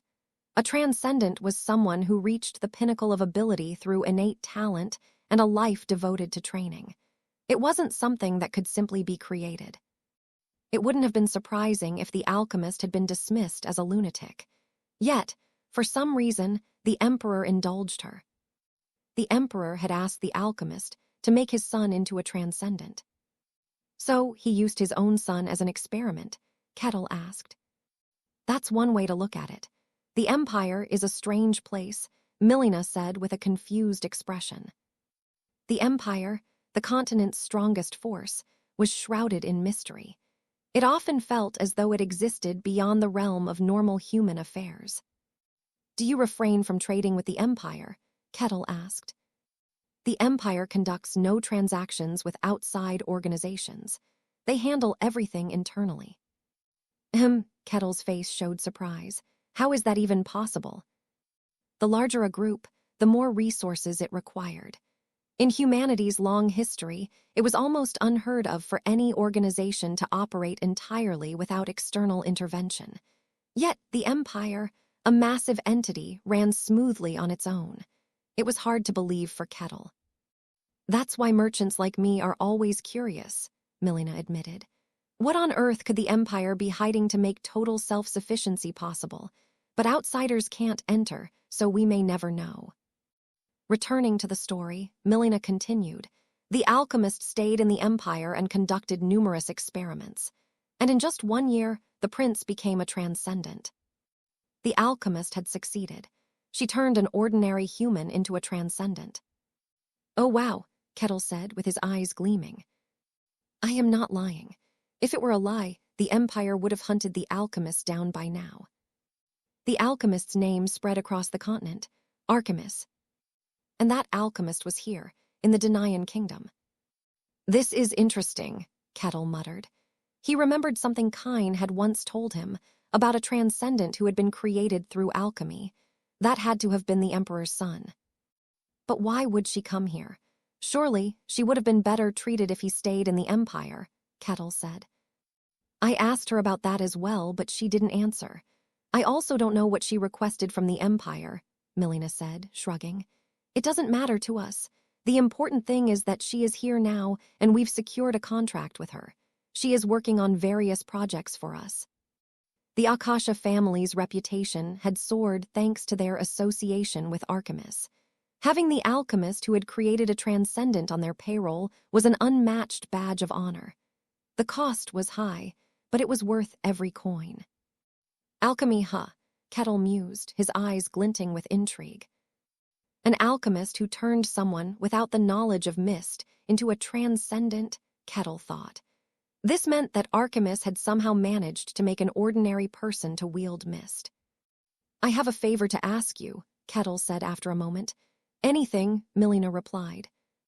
"Would it be possible for me to meet the alchemist?" "What?" Milena blinked, caught off guard. She knew he was a curious individual, but she hadn't expected him to want a meeting with Archimis. Stammering slightly, she asked, "May I ask why?" "There's something I'd like to request of her," Kettle said plainly. "A request?" Myelina trailed off, unsure how to respond. "Can I not see her?" Kettle asked. "No, it's not that," she said hesitantly. "I just don't know if it's a good idea." "Does she have a difficult personality?" Kettle inquired. "Not at all. If anything, she's more on the clumsy side," Milena admitted. "Then please arrange it. If you're worried about me being disrespectful, I will make sure to behave myself." "That's not my concern," Milena said quickly. To her, Kettle was the epitome of politeness. She couldn't imagine him acting rudely. Her hesitation stemmed from something else entirely. After a moment of contemplation, she finally nodded. "All right, I will take you to her." "Really? Thank you," Kettle said, his excitement evident. However, there's one thing I need to explain first, she said. What is it? Milena began to explain, and as she spoke, Kettle's eyes widened. Milena guided Kettle through the outskirts of the capital. They left the city walls behind, hedging into a dense forest that few dared to traverse. Kettle watched as Milena struggled to push aside thick branches and foliage, her frustration evident in every movement. Stepping forward, Kettle raised a hand, and with a light motion, the branches snapped and cleared the path ahead. Thank you, Milena said, grateful. Does the alchemist live out here in the forest? Kettle asked, glancing around at the overgrown wilderness. She says it's peaceful, Milena replied with a hint of exasperation. Peaceful for her, but a nightmare for me every time I have to come here. As they pressed further into the forest, they finally reached their destination, a wooden house nestled deep in the greenery. The house was no ordinary structure. Vines crawled up the walls, and trees had taken root on the roof, their branches extending into the sky. It was as if the house were a part of the forest itself. That's impressive, Kettle said, unable to hide his admiration. Milena, however, muttered under her breath. I spent a fortune building that house, and in less than a year, it's already like this. Kettle found it charming. The place resembled the archetypal home of a witch from a fantasy story. As they approached the entrance, the scent of herbs and the bubbling potions greeted them. Milena turned to Kettle. Please wait here for a moment. Let me speak with her first and introduce you properly. Understood, Kettle said, stepping to the side of the door. Milena knocked lightly. Who is it? A groggy voice called out from inside. It's me, Milena, she answered. Ah, came the response, followed by soft, unsteady footsteps. The door creaked open. Standing in the doorway was a woman with waist-length brown hair, her golden eyes half-lidded, as if she had just woken up. Her beauty was otherworldly, and despite having seen her many times before, Milena still found herself momentarily breathless. The woman wasn't human. Her pointed ears marked her as an elf. Hello, Milena, Archimus said with a lazy smile. Good day, Archimus. I see you're wearing that again, Milena replied, trying to keep her tone neutral. Archimus wore what could barely be called clothing, a makeshift outfit that resembled a sack thrown over her shoulders. Didn't I provide you with proper clothes? Milena asked. They got ruined, Archimus said casually. Potion stains. So you decided this was acceptable. What does it matter? I live alone, Archimus yawned and leaned against the doorframe. What brings you here, boss? I finished that last request, did I? Finished? You call that finished? Milena's voice was tinged with disbelief. You asked for a shield that could repel anything, and I made it. What's the problem? Yes, you did, but you also cursed the handle so it could never be let go once held, Milena retorted, crossing her arms. Milena had specifically asked for a shield with a sturdy handle that wouldn't break under pressure. Archimus had taken that request literally, so much so that anyone who gripped the handle found it permanently attached to their hand. If I hadn't been wearing gloves when testing it, I would have lost some skin, Milena added, her exasperation clear. Well, you didn't specify a detachable handle, Archimus said with an unapologetic shrug. Milena fell silent. She shot her a withering glare, causing Archimus to flinch slightly. Sorry, Archimus said quickly, her voice small. I didn't do it on purpose. I was likely exhausted from working through the night and made a mistake. Milena sighed and waved a hand dismissively. Just be more careful next time. I promise I'll do better, Archimus replied, her tone unusually earnest as determination filled her golden eyes. As if sensing her employer's doubts, Archimes awkwardly shifted her gaze before changing the subject. So, what brings you here today? There's someone who wants to meet you, Milena replied. Someone wants to meet me. Archimus's interest was immediately piqued. Yes, he heard about what you accomplished in the Empire and seems to have taken an interest. Archimus's expression lit up with undisguised pride and excitement. Well, of course, my work in the Empire was groundbreaking. So he admires me and wants to see me for himself. I wouldn't quite call it admiration, Milena muttered under her breath. Oblivious to Milena's words, Archimis began to mutter to herself. It's only natural for people to be curious about me. Even before I signed a contract with you, I had offers from everywhere. People practically begged me to join their ranks. It was exhilarating. Milena sighed quietly, watching the alchemist's self-congratulatory ramblings. This is the best alchemist in the kingdom, apparently. If not for her untenable track record, Milena might have written her off as nothing more than a delusional braggart. So, where is this admirer of mine? Archimis asked, her excitement barely contained as she glanced around. He's right outside, Milena said, but I should warn you he's unique. You might find him surprising. Archimis scoffed, her smile brimming with confidence. Milena, do you know who I am? I've worked with the Emperor. There is no one in this world who could surprise me. We'll see about that, Milena replied, her voice trailing off as she glanced toward the door. Milena had learned during her year working with Archimis that while the elf had undeniable skill, her personality often clashed with her lofty reputation. Despite her claims of composure, Archimis was an open book. Her emotions were raw, her reactions exaggerated, and her confidence often bordered on arrogance. Still, Milena knew Archimis's capabilities. She was a woman who had earned the trust of the Empire itself. Surely, she could handle meeting Kettle. Turning her attention to the door, Milena called out, Kettle, you can come in now. Finally, Kettle said, stepping into view. He approached with steady steps, his towering frame casting a shadow over the smaller elf.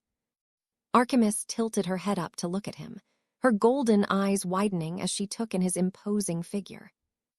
Nice to meet you. My name is Kettle, he said, his voice calm and polite. Archimis didn't respond. She just stood there, frozen, her mouth slightly open, staring at Kettle as though he were a ghost. Kettle, noticing her lack of response, tilted his head curiously. Can you hear me? Oh, Archimis finally managed to stammer. Her eyes gradually filled with an unnameable emotion, something between awe and shock. Milena sighed heavily, already predicting what would come next.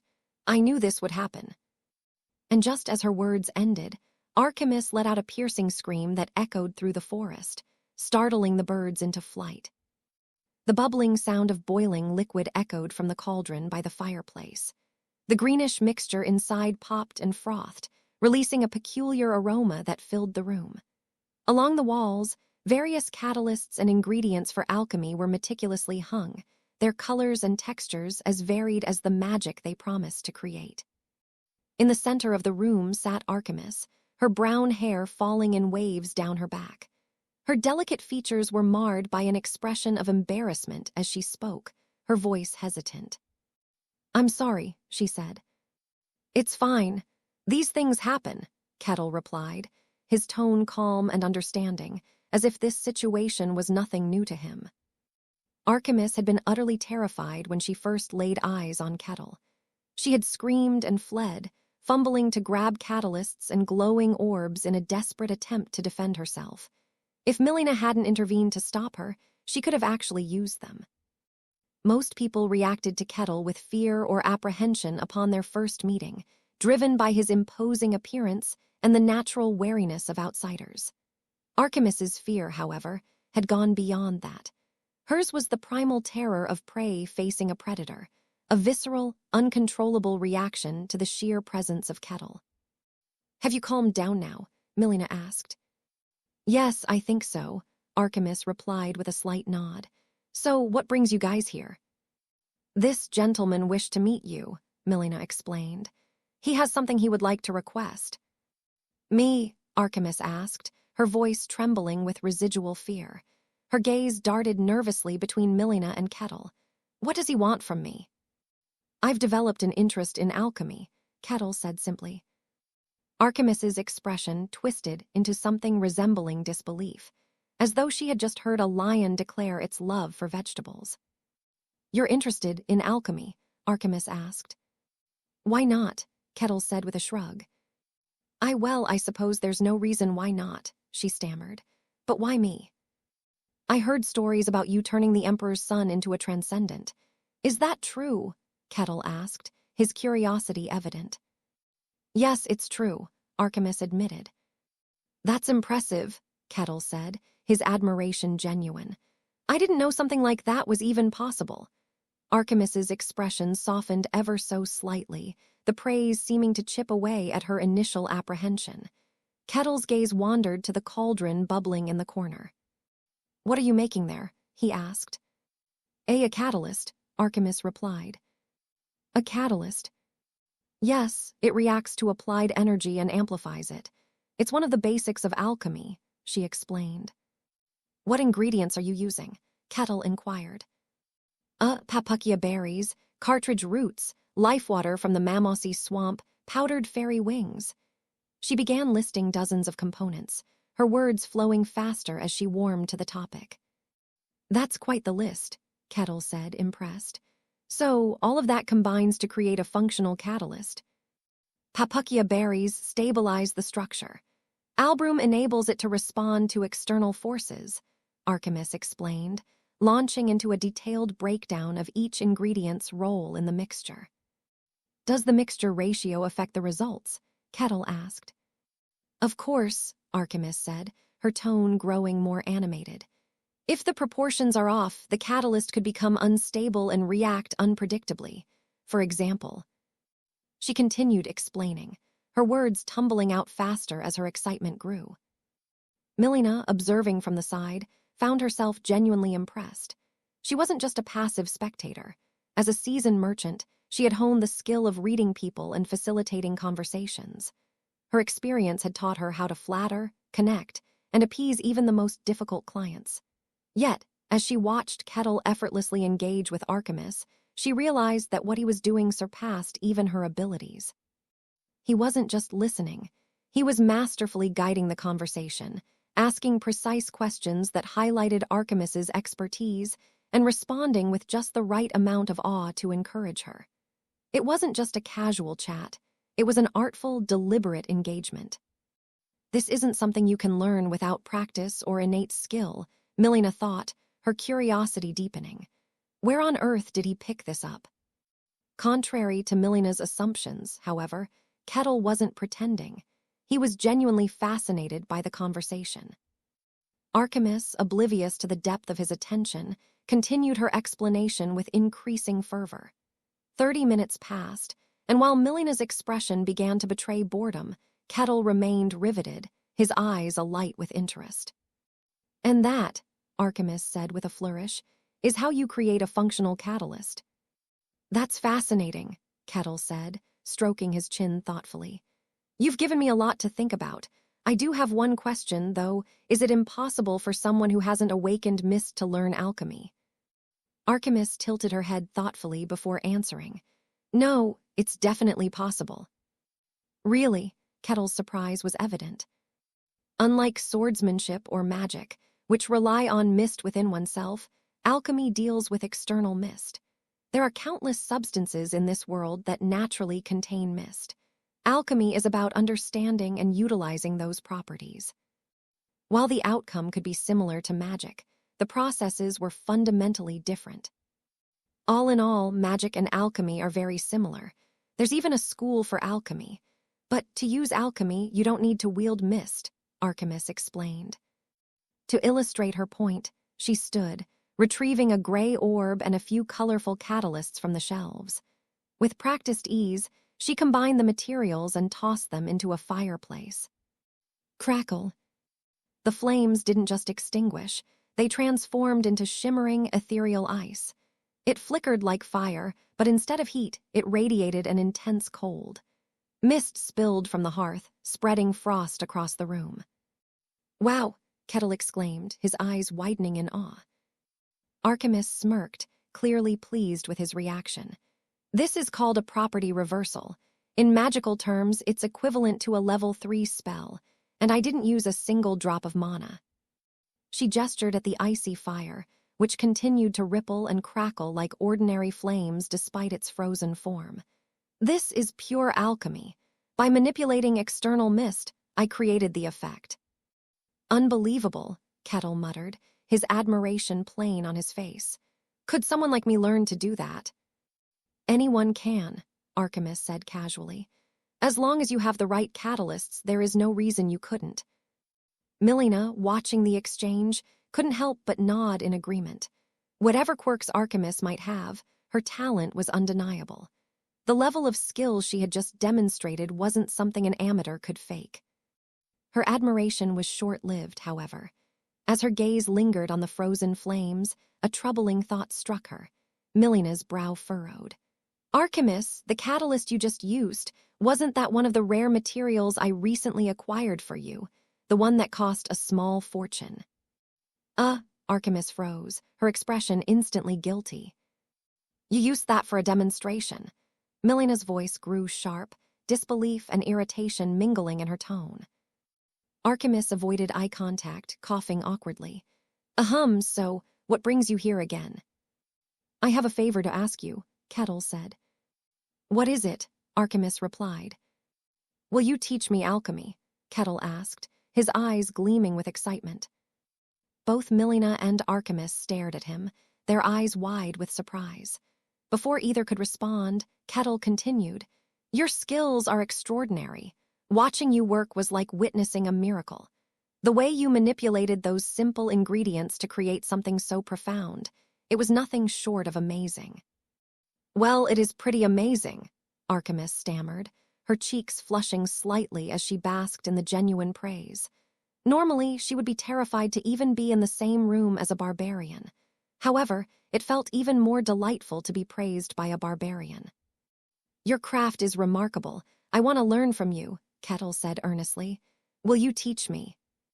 For a moment, Archimus was silent, her eyes darting between Kettle's sincere expression and Milena's exasperated face. Then, after a brief pause, she gave a small nod. Okay, sure. Kettle strolled through the forest with a satisfied expression, while Milena, walking behind him, asked with a puzzled look, Kettle, were you planning to learn alchemy all along? I thought you wanted an artifact or something. Not entirely. It's both, Kettle replied casually. On his bucket list for living in a fantasy world, one of his greatest goals was to unlock the mysteries of mist. Mastering techniques like aura and magic, those extraordinary powers, seemed irresistibly alluring. Not to mention the practical reasons, Kettle thought. In this world, there were situations that couldn't be dealt with without using mist. For instance, he couldn't kill the demon until Aquaz lent him power. Similarly, Adamant's cloning magic had confounded him for too long because he couldn't discern the real from the illusions. Kettle increasingly felt the need to grasp the essence of mist. Archimus, the alchemist who had turned an ordinary human into a transcendent, seemed like the perfect person to guide him on this journey. Initially, he sought her out to unlock his potential in wielding mist. However, as he listened to her stories and witnessed her work, his interest in alchemy itself grew. Alchemy was a uniquely fantastical art, something entirely absent from the modern world he had come from. Learning and wielding such a craft was undeniably tempting. That was why he was planning on learning alchemy and unlocking mist at the same time. The only concern had been whether Archimus would refuse to teach him. After all, skills and knowledge of such value were rarely shared with outsiders. Her refusal would have been understandable. Kettle had been racking his brain for ways to persuade her. Fortunately, Archimus had accepted his request with surprising ease. Kettle was utterly satisfied. I'll start learning alchemy tomorrow. Excellent. As long as you're happy with it, Kettle, I suppose that's all that matters, Milena said hesitantly. But to think she's an elf, Kettle mused. When Milena first described Archimus, he had been surprised, especially considering this was the Denaian kingdom. I assumed other races would be excluded, given how the king has the power of the Declaration of Humanity, Kettle said. There are people who think that way, but the kingdom itself doesn't discriminate, Milena explained. It's been too long for that kind of bias to hold sway anymore.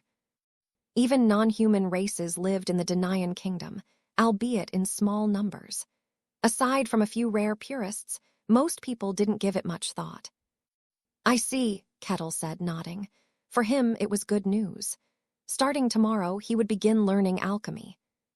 As he walked, Kettle thought about the elves he met after leaving the white snowfield. They feared him and avoided him. The elf queen herself had described his presence as predatory to their kind. When he was in their village, he couldn't stay long because his presence terrified them. Even Archimus had been overwhelmed with fear upon meeting him. Will this really be okay? Kettle wondered. After a moment, he brushed the thought aside with a light-hearted grin. It'll be fine. If Archimus truly didn't want him around, she would have rejected his request. The fact that she accepted meant she didn't find his presence intolerable. Even elves seem to get used to me eventually, Kettle concluded with a satisfied smile. Meanwhile, Archimus was having a meltdown. "Ah!" she shouted. Left alone in her home, she sat on the floor, clutching her head in despair. "What have I done? What were you thinking, Archimus?" She berated herself aloud. She could not believe she had agreed to teach alchemy to a barbarian. This meant she would have to spend extended periods in the company of such a terrifying being. Normally, she would have outright refused such a request. However, Kettle had been so skilled at flattering her, lifting her mood, and making her feel appreciated. In the rush of positive emotions, she had impulsively decided to teach him alchemy. Now she was paying the price. "What do I do?" she muttered, biting her lip. She wondered if she should go back and say it was all a misunderstanding and that she couldn't actually teach him. However, she knew that wouldn't work. She knew that if she rejected Kettle after accepting his request, the barbarian would grow angry. He would accuse her of lying, of mocking him, and he would raise that dreadful axe of his. Just the thought made her shiver. No, I can't let that happen. She had to go through with this. However, she could not picture herself teaching Kettle. She just hated the idea. It wasn't just that he was a barbarian. Normal barbarians didn't scare her. She was more than capable of defending herself against them. However, Kettle was different. He's not a normal barbarian, she thought, panic rising. The aura Kettle exuded wasn't merely one of strength. It was something fundamentally alien. His essence itself felt wrong, like it didn't belong in this world. It seemed Milena, a human, hadn't noticed anything unusual. However, Archimus could sense it. As an elf, a being connected to the natural world, she could feel the dissonance Kettle's presence created. He only looked like a barbarian on the surface. Beneath that appearance was something entirely otherworldly. Why would someone like him want to learn alchemy? She groaned, clutching her head again. After agonizing for what felt like an eternity, she came to a conclusion. That's it, she thought. Kettle was interested in alchemy. However, he probably didn't understand its intricacies. He had to have been dazzled by its flashy results and thought it looked fun. Archimus knew Kettle wouldn't stick with it. The moment it got boring or tedious, he would lose interest and leave. Yes, that has to be it, she muttered to herself, clinging to the thought like a lifeline. When Kettle would get bored of alchemy, she would be free of this ordeal. Yes, that's exactly what'll happen, she said, nodding firmly. Archimus held onto that hope with all her might. The next day, Kettle visited Archimus's house with a heart full of anticipation. Archimus greeted him with tired eyes, dark circles under her eyes more prominent than ever. "Welcome back," she said weakly. "Are you okay? You look exhausted," Kettle asked, concerned. "I'm fine," Archimus replied. In truth, her anxiety had kept her from sleeping properly, but she pretended everything was normal. Kettle looked at her with expectant eyes. "So, what are we doing today?" It was finally time to learn the mysteries of this world. His excitement was almost unbearable. Clearing her throat, Archimus spoke. "First, before I teach you alchemy, there's something we need to establish." "Establish like that?" Kettle tilted his head. "It's about whether you're qualified to learn alchemy." "Qualified? I didn't know I needed to be qualified to learn about alchemy." "Well, no," Archimus admitted. "Alchemy isn't a flashy or thrilling discipline. It requires dedication and patience. I need to be sure you're serious about learning and won't quit halfway." She eyed him nervously, recalling how she had spent the entire previous day strategizing ways to discourage him. Her words were part of that plan. If Kettle doubted or questioned her now, it would all fall apart. However, Kettle nodded in understanding. I see, that makes sense. When teaching others, confirming their commitment was indeed important. Seeing his approval, Artemis clenched her fist in a small, hidden victory. Good, she thought to herself. Step 1 is complete. So what's next? Kettle asked. Alchemy, she began, is a discipline that harnesses external mist, not internal power. It involved combining various materials to create the catalysts necessary for invoking these mist. Unlike swordsmanship or magic, which draw from the body's innate potential, alchemy relied on external resources, requiring thorough preparation. Thus, the foundation of alchemy began with making catalysts. We're going to start with this, Artemis said, showing him a cauldron. The cauldron was filled with various ingredients. Handing him a wooden rod, she explained, these are the materials needed to make a basic catalyst. However, creating a catalyst isn't easy. You will need to emulsify and blend these components carefully.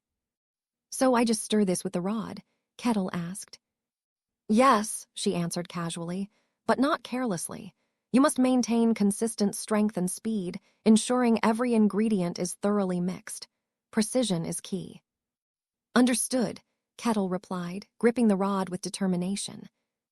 As he stirred, a grinding noise echoed from the cauldron, signaling the beginning of the process. How long do I need to do this? He asked. 4 hours, she said. That's a long time, he murmured. I told you, Artemis reminded him. Alchemy isn't exciting, it's tedious, but mastering this is essential. Even if it's outdated now, she thought to herself, swallowing the last part of her sentence. Staring into the cauldron for 4 hours required intense focus. Stirring with uniform strength left the arms and back aching. While necessary, it was still grueling work. Most alchemists eventually developed automated devices for such tasks. The last time Artemis had done this by hand was 40 years ago. I wonder how long it's going to take for him to get bored and leave, she thought. Kettle wasn't an ordinary human. Though he appeared to be a barbarian, he was something far greater. While she didn't know why he wanted to learn alchemy, she assumed it was mere curiosity. Surely, such monotonous labor would drive him away. 2 hours later, Artemis couldn't help but ask, Aren't you tired yet? Not at all. This is fun, Kettle replied enthusiastically. Despite the time, his movements didn't falter. His eyes gleamed with focus as he pulverized the ingredients. This feels just like grinding in an RPG game, Kettle thought, recalling his times on Earth and his love for completing repetitive gaming tasks. 4-hour grinding sessions were nothing new to him, and here he was, creating tangible results in a real fantasy world. It was exhilarating. The cauldron's almost overflowing with liquid. How does it keep producing more without water? Kettle murmured in fascination, continuing to stir. Artemis watched in disbelief. As the 4-hour mark approached, the mixture in the cauldron bubbled to perfection. How is it? Kettle asked, stepping back. Artemis inspected the cauldron with a critical eye, hopping to find flaws. Yet, it was flawless, even better than her own attempts. This will do, she finally admitted. Kettle's eyes sparkled.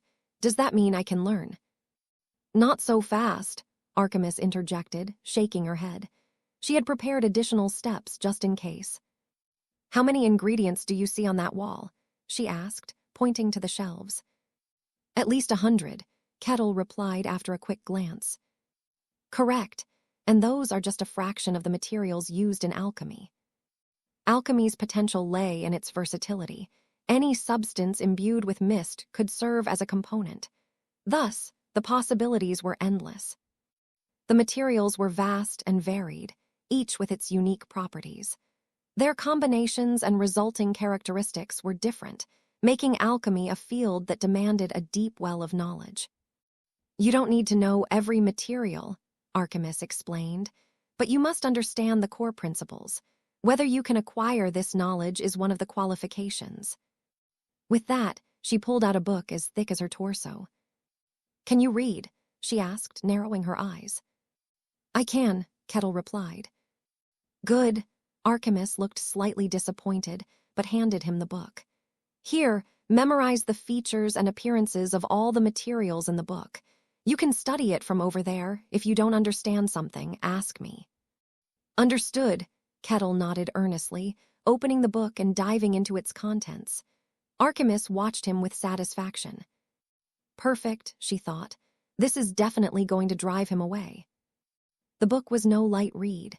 It was densely packed with technical terms, and each page required careful study. Readers often had to cross-reference terms and take notes to make sense of the specialized content.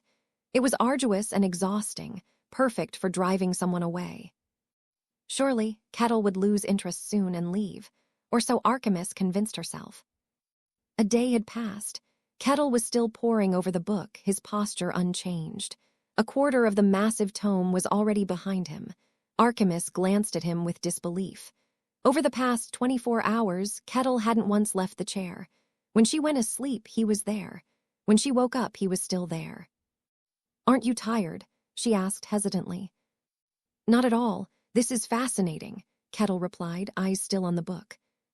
The content was undoubtedly dense and complex, but to Kettle, it was enjoyable. It felt like reading an in-depth guidebook or lore compendium for a game he loved. He couldn't help but be engaged.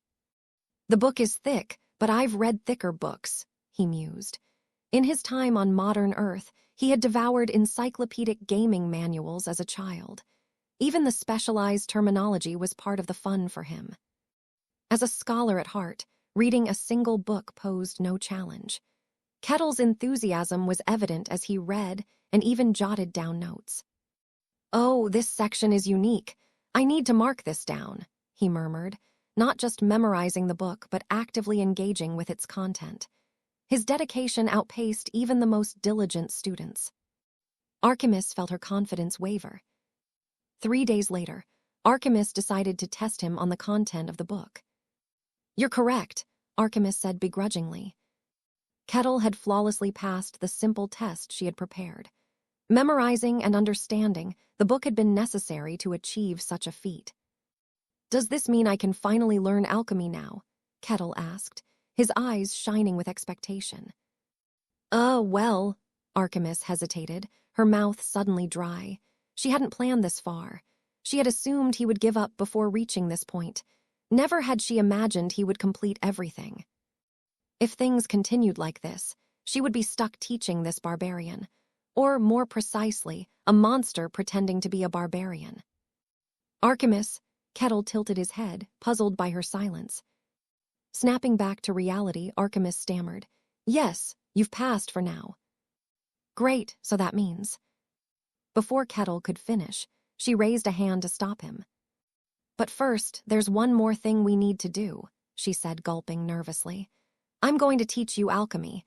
You're the student and I'm the teacher, correct?" "That's true," Kettle agreed. "That makes me your master, doesn't it?" she said, her voice trembling slightly. "Yes, technically," Kettle replied, nodding.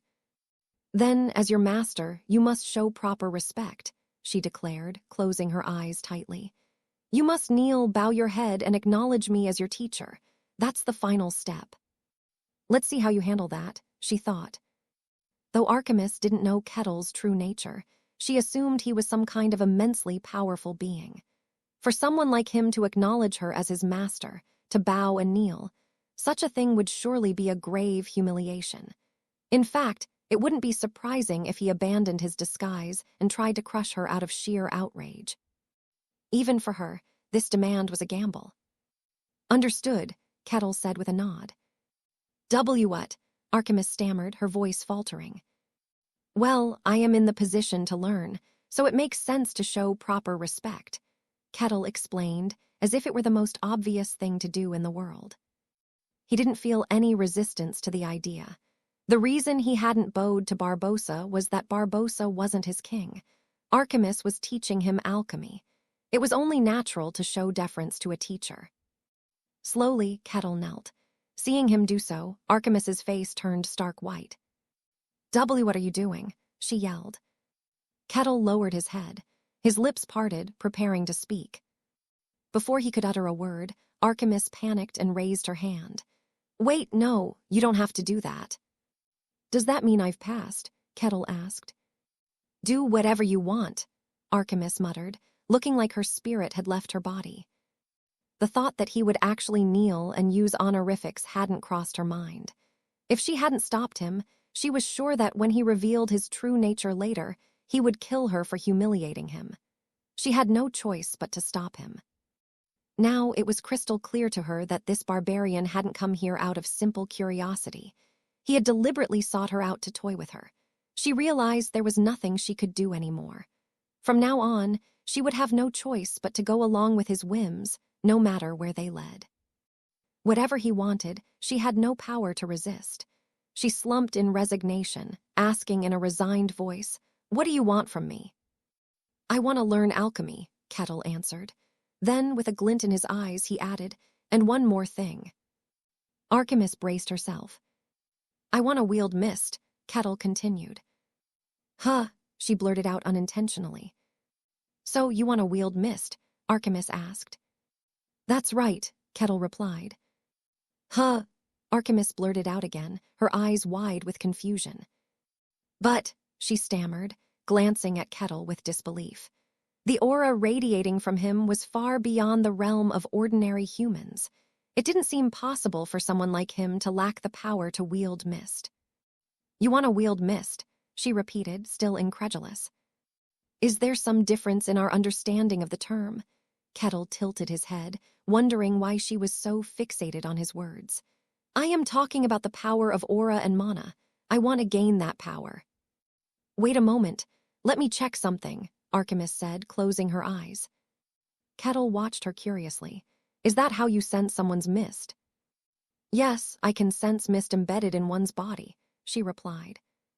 At a certain level of expertise, one could discern whether another person possessed mist. Briefly concentrating, she attempted to sense Kettle's essence. The result left her stunned. There was no trace of mist within him. "You're actually human?" she asked. "What else would I be?" "Maybe a dragon." "A dragon?" Kettle's expression twisted into one of confusion. "Seems like you've misunderstood something." The two began to converse. Artemis explained her assumptions, and Kettle stroked his chin in thought. "So you sense something from me that doesn't feel human?" Kettle asked. "Haven't other humans reacted to you with fear?" Artemis asked. "They have, but I always thought it was because of my appearance."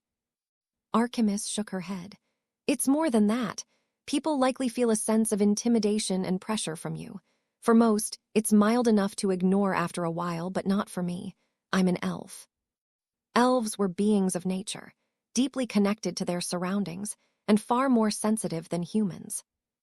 "The aura I sense from you, it isn't one that belongs to a being in harmony with nature," she explained. No matter how strong a human was, they were still creatures of this world. They were part of nature's cycle, bound by its laws. However, the sensation Kettle gave off was entirely different, a rejection of natural order. "Your presence isn't something a human should have. It's more akin to that of a predator," Artemis said, her voice tinged with fear. "So that's why you thought I was a dragon?" Kettle asked. "Dragons dominate nature rather than coexist with it. Your presence feels similar, so it didn't seem strange to me," she admitted. Kettle mused, lost in thought. After a moment he asked, "Are all barbarians like me?" "If they were, they would have conquered the world by now," Artemis replied dryly. "Is it because I'm from the White Snowfield?" Kettle wondered. Barbarians from the White Snowfield rarely left their homeland. Whether this anomaly was unique to him or a trait of his people, there was no way to know. "So, maybe that's why the elves attacked me before," Kettle muttered. "Elves attacked you? What do you mean?" Artemis exclaimed in shock. Kettle casually explained his encounter with an elven village, where the residents had attacked him on sight. Hearing this, Artemis nodded. "To them, you're an incomprehensible monster. Humans attack bears if they wander into their village, don't they? It's the same idea." "So that's how it is," Kettle murmured, his expression turning somber. If this was the natural reaction of elves, he wondered if every encounter with them would end in hostility. That's not a good thought to have, Kettle thought. Wait a moment, Archimus said, her face suddenly stiffening. You didn't harm them, did you? No, we resolved the misunderstanding and even talked things out. As an apology, they gave me this. Kettle reached into his pocket and pulled out a crimson gem. Archimus's eyes widened like saucers. Is that the Tear of the World Tree? Tear of the World Tree, is that its name? How did you get your hands on that? She stammered, visibly shaken. Well, after our encounter, I met with the elf queen, and she gave me the gem. She also invited me to visit their sacred ground, Kettle explained. Their sacred ground, Archimus echoed, utterly flabbergasted. Why are you so surprised? Kettle asked, puzzled by her reaction. That's something they never give to outsiders, Archimus said, her voice trailing off. She took a moment to collect herself. Well, I guess it doesn't matter to me. In any case, receiving that gem means you didn't harm them.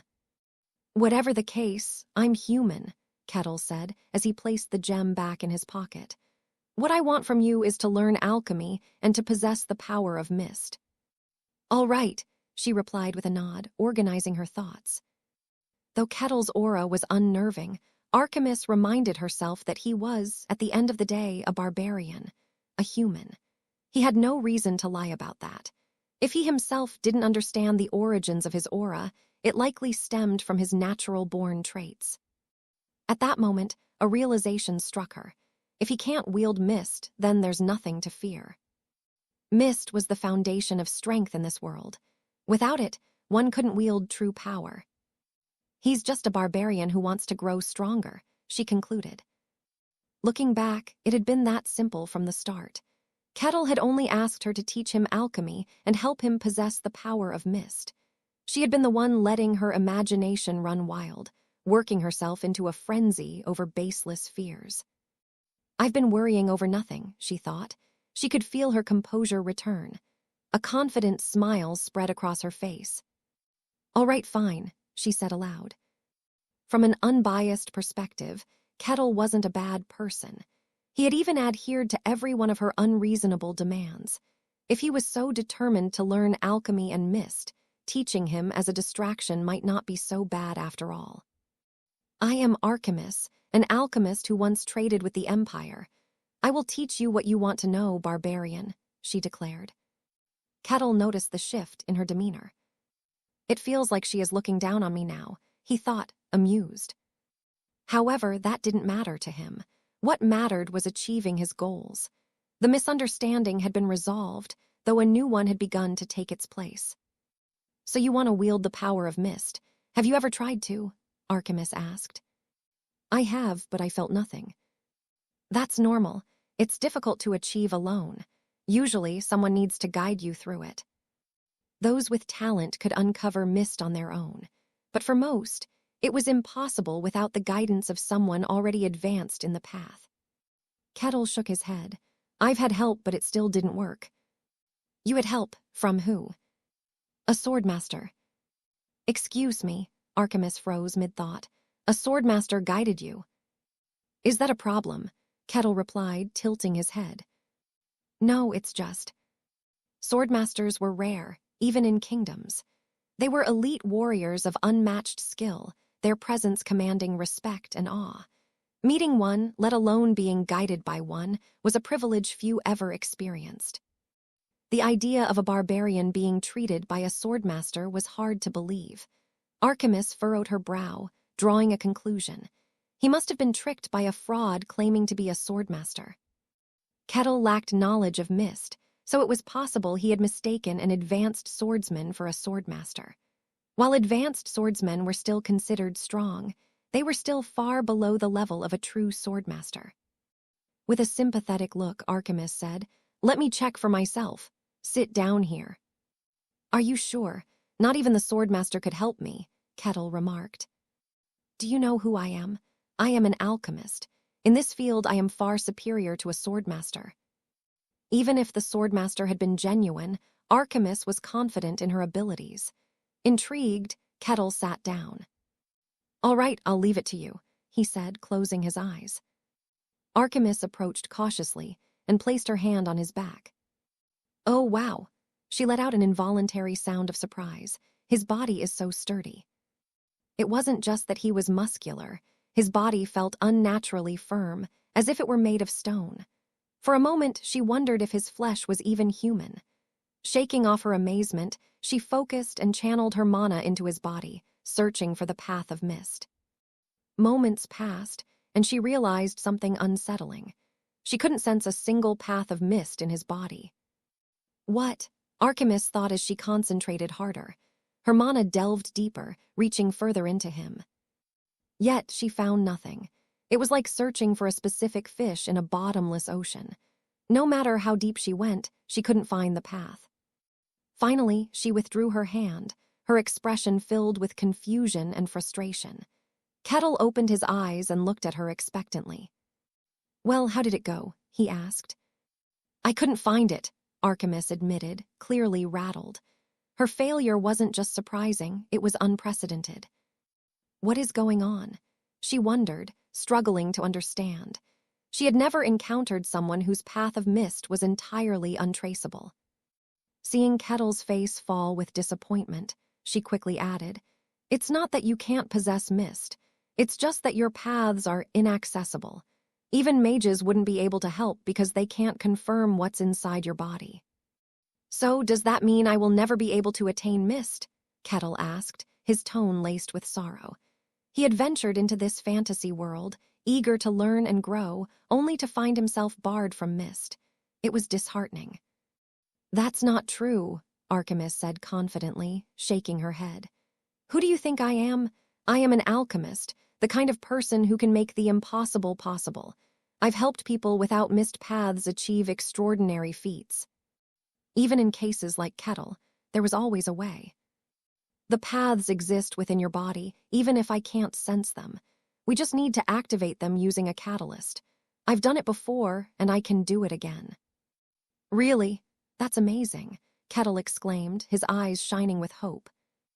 "It's possible, but it's a hassle," she muttered. Normally, she would have refused. Such an undertaking would be tedious, with no clear benefit to her. However, this time was different. She wasn't just a practitioner, she was a researcher, and Kettle was unlike anything she had ever encountered. There was value in studying him. Her expression shifted as curiosity filled her eyes. "All right, I'll help you." "Thank you," Kettle beamed, grabbing her hand in gratitude. "I mean it, thank you so much. If you ever need my help, just let me know. I'll gladly return the favor." Stop, let go of my hand," Archimedes yelped, pulling her hand free with a red face. To an outsider, it might have looked like a shy woman flustered by a man's touch. The reality was far from that. "I almost attacked him out of reflex," she thought. Even if her perception of him had changed, the overwhelming sense of danger Kettle exuded hadn't disappeared. For a brief moment, it had felt like a predator looming over her. Calming her racing heart, she explained, "The process is simple. A catalyst will infuse your path with mist, and I will guide it into circulation. But the materials for the catalyst are rare and expensive." "Can't we just ask Milena for them?" Kettle suggested. "Do you think that's easy?" Archimedes scoffed. Milena, her supplier, was strict about allocating resources. She would demand thorough explanations for any request, and if she deemed the purpose trivial, she would outright refuse. Archimedes had experienced her cold rejection more than once. She shuddered, recalling Milena's icy gaze from a past encounter. "Wait," Archimedes said, a sly smile spreading across her face. "Kettle, you're the one who needs those materials, right?" "Of course," Kettle replied. "Then you should persuade Milena yourself. Who knows? You seem to get along with her, so she might agree." Kettle nodded and agreed to her plan. Together, they approached Milena, explaining the need for the rare and costly materials. The items they requested were extraordinarily valuable. Even for the Akasha family, they would be a significant burden. Archimus fully expected Milena to refuse and harshly interrogate Kettle about his motives. She waited gleefully, ready to watch the scene unfold. "Of course. Since it's for you, Kettle, I'll make sure you get everything you need," Milena said. Archimus stood frozen, her jaw slack. Milena turned to her and smirked. "Archimus, why do you look so upset? Surely you're not feeling jealous." "You were so strict with me, yet," Archimus muttered, her voice brimming with indignation. Hearing this, Milena gave a knowing smile, tinged with bitterness. "You've been holding on to that, haven't you? The circumstances are different. If it weren't for Kettle, I wouldn't be here at all." "What, is he some kind of lifesaver?" Archimus asked. "You could put it that way." Archimus, who had been grumbling, froze in place. "Really? I owe him a great debt. This is nothing in comparison. I will make the preparations, but depending on the materials, it might take quite a bit of time. I ask for your understanding." "I'm in no position to rush you, considering I'm the one asking. Thank you." Kettle nodded in satisfaction. Returning to her house, Archimus continued grumbling nonstop. "This is favoritism, plain and simple. She was ridiculously strict with me." "Well, at least we got what we wanted," Kettle said, trying to comfort her. "I guess, but it still doesn't sit right with me." After a long bout of complaining, Archimus's expression gradually softened. "It is good, though. At least I won't have to go through the trouble of gathering materials myself. It's just that it'll still take a lot of time." "How long are we talking?" "Considering the rarity and value of the materials, they're often not available at all. Most of them are used by the Mage Tower, so at the very least, it will take a month." "Does the Mage Tower get priority?" Kettle asked. "They're the biggest consumers and pay the highest price. Naturally, most of the distribution ends up there. For someone like me, it's tough to get a hold of anything." "Interesting," Kettle remarked, stroking his chin thoughtfully. It made sense. Suppliers would naturally prefer dealing with a large and reliable organization like the Mage Tower. "Ah, that reminds me. I have something to ask you," Kettle said. "What is it?" Kettle pulled out a gray, semi-transparent cube from his pocket and showed it to her. It was the artifact Cardos had used for magic. Kettle believed that, as a skilled alchemist, Archimus might be able to discern its nature. "Let me see," Archimus said as she took the cube. She narrowed her eyes as she inspected it. "It looks like an artifact, but what is it? It's extremely complex." Her surprise was evident. "Do you know what it is?" Kettle asked. Archimus let out a frustrated groan as if her pride was wounded, but she soon gave up and admitted. "I have no idea." "Even you don't know?" "It's far too advanced for me to analyze. There are layers upon layers of intricate spells creating a massive effect. I can't make sense of it. You'd need to consult a master specializing in artifacts for this." "Is it that complex?" Kettle was astonished. While he had guessed it wasn't an ordinary artifact, he hadn't imagined it would be this sophisticated. Archimus handed the cube back to him. "If you happen to visit the Mage Tower later, have it examined there. By the way, where did you even get something like this?" Archimus looked at him with a mix of curiosity and disbelief. It baffled her that a barbarian like Kettle possessed an artifact beyond her expertise. Kettle took back the artifact with a nod. "Got it." "Anyway, back to the main topic. Acquiring the materials will take quite some time." "Then I'll use that time to learn alchemy," Kettle said with a cheerful laugh. Archimus gave him a peculiar look, as if she were watching something incomprehensible. "You're strange, you know that." A week had passed. As Milena and Archimus had predicted, procuring the materials wasn't easy. Even after a week, they had only managed to secure 2 of the required items. Though the process was slow, Kettle didn't mind. He was thoroughly enjoying learning alchemy. "Archimus, I have a question," he said. "What is it?" Archimus turned her head, momentarily pausing her work of organizing materials on the table. Kettle was holding a piece of paper. He handed it over to her and asked, "What do you think about this formula?" "Let me see." Archimus took the paper. It listed a combination of catalysts and their ratios, written in Kettle's hand. After scanning through it quickly, she responded, "It's not bad, but it's inefficient. Instead of the morning dew listed here, Dawn's Ember would work better." Really?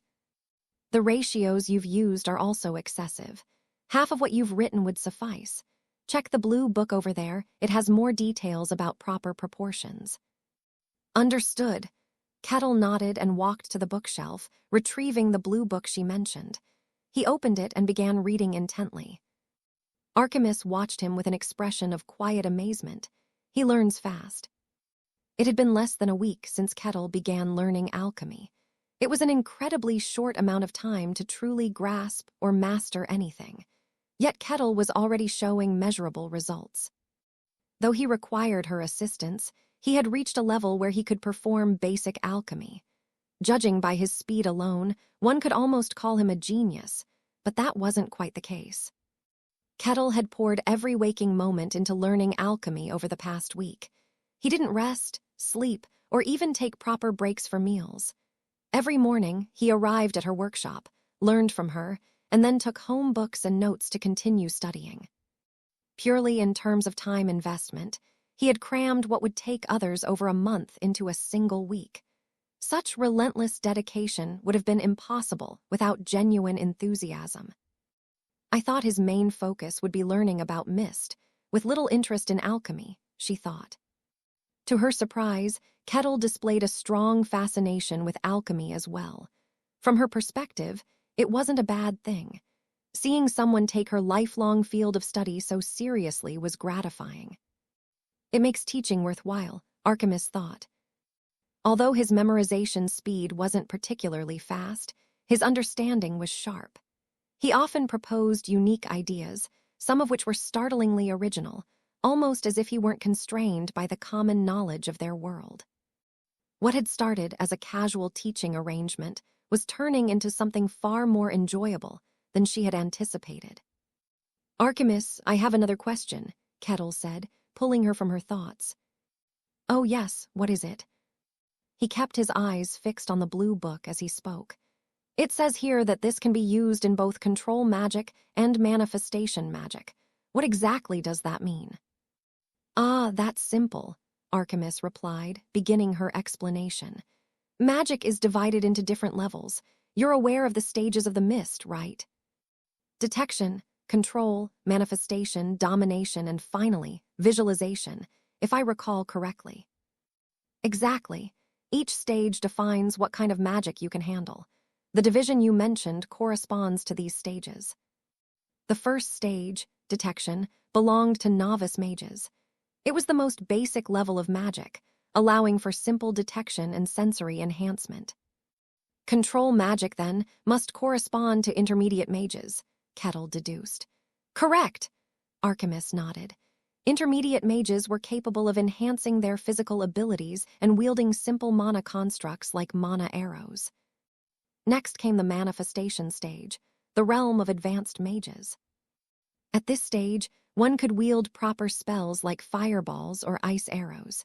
It was also the level where teleportation became possible, granting one the right to truly call themselves a mage. "And after that comes the domination stage," Archimus continued. This level allowed mages to dominate mist itself, bending it entirely to their will. Only those who called themselves transcendent could reach this stage. Domination magic is incredibly powerful, capable of affecting large areas with immense force. It's not just strong, it's devastating, Archimus explained. "I see," Kettle mused, recalling Adamant's magic. The spell Adamant had used at the end of their fight had swept through nature itself.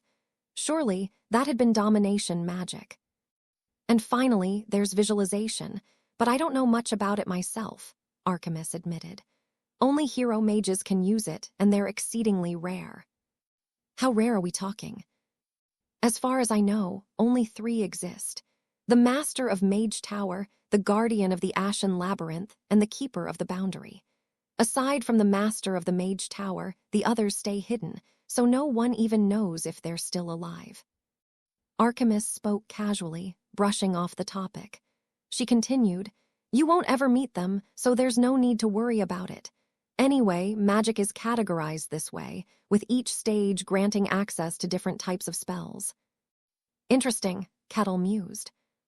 Just because a spell belongs to a lower stage doesn't mean it's weak, though. Its power depends on the mage wielding it, Archimus added. For example, while detection magic is basic enough for a novice mage, the master of the mage tower can use it to observe the entire continent. Is that even possible? The spell is called the Eye of Observation. It scatters mana particles across a vast area, allowing the user to perceive everything within range. The mana density is so low that even swordmasters can't detect it. It wouldn't be surprising if the tower master was watching us right now. I had no idea that was possible, Kettle marveled. His attentive expression seemed to please Archimus, who smiled as she continued. The results of alchemy are similar to magic, and since the stages of magic are so clearly defined, it's easier to explain things using them. That's why it's written that way. Does that mean I could use domination magic as well? With an extremely precise formula and incredibly expensive materials, it should be possible. I can use it myself, after all. Wow, Kettle's eyes sparkled. He thought back to Adamant's spell, a devastating display of storms, earthquakes, and blazing infernos. It had been a force of nature itself. Back then, he had been overwhelmed with awe. The thought of wielding such power with his own hands made him tremble with excitement. Kettle continued to immerse himself in learning alchemy. Time passed, and one day, Archimus, after hesitating and glancing around nervously, cautiously spoke up. Kettle. Got it. Kettle immediately stood up as if he understood her unspoken request. It must be time to eat, right? I'll prepare something. Thank you, I'll wait right here, Archimus replied, sitting patiently in her chair. Before long, Kettle brought out a dish, a hearty stew packed with generous chunks of meat. Archimus scooped up a piece with her spoon and brought it to her mouth. The tender meat, simmered to perfection and coated in a rich, sweet sauce, melted in her mouth. She couldn't help but let out a soft exclamation. This is so delicious. That's good to hear, but Kettle gave her an odd look. Are you sure it's all right for you to eat meat? Why wouldn't it be? She asked, puzzled. Never mind. Kettle mentally filed away the information that elves could eat meat, nodding to himself. Archimus, on the other hand, looked at him with curiosity. Why are you so good at cooking?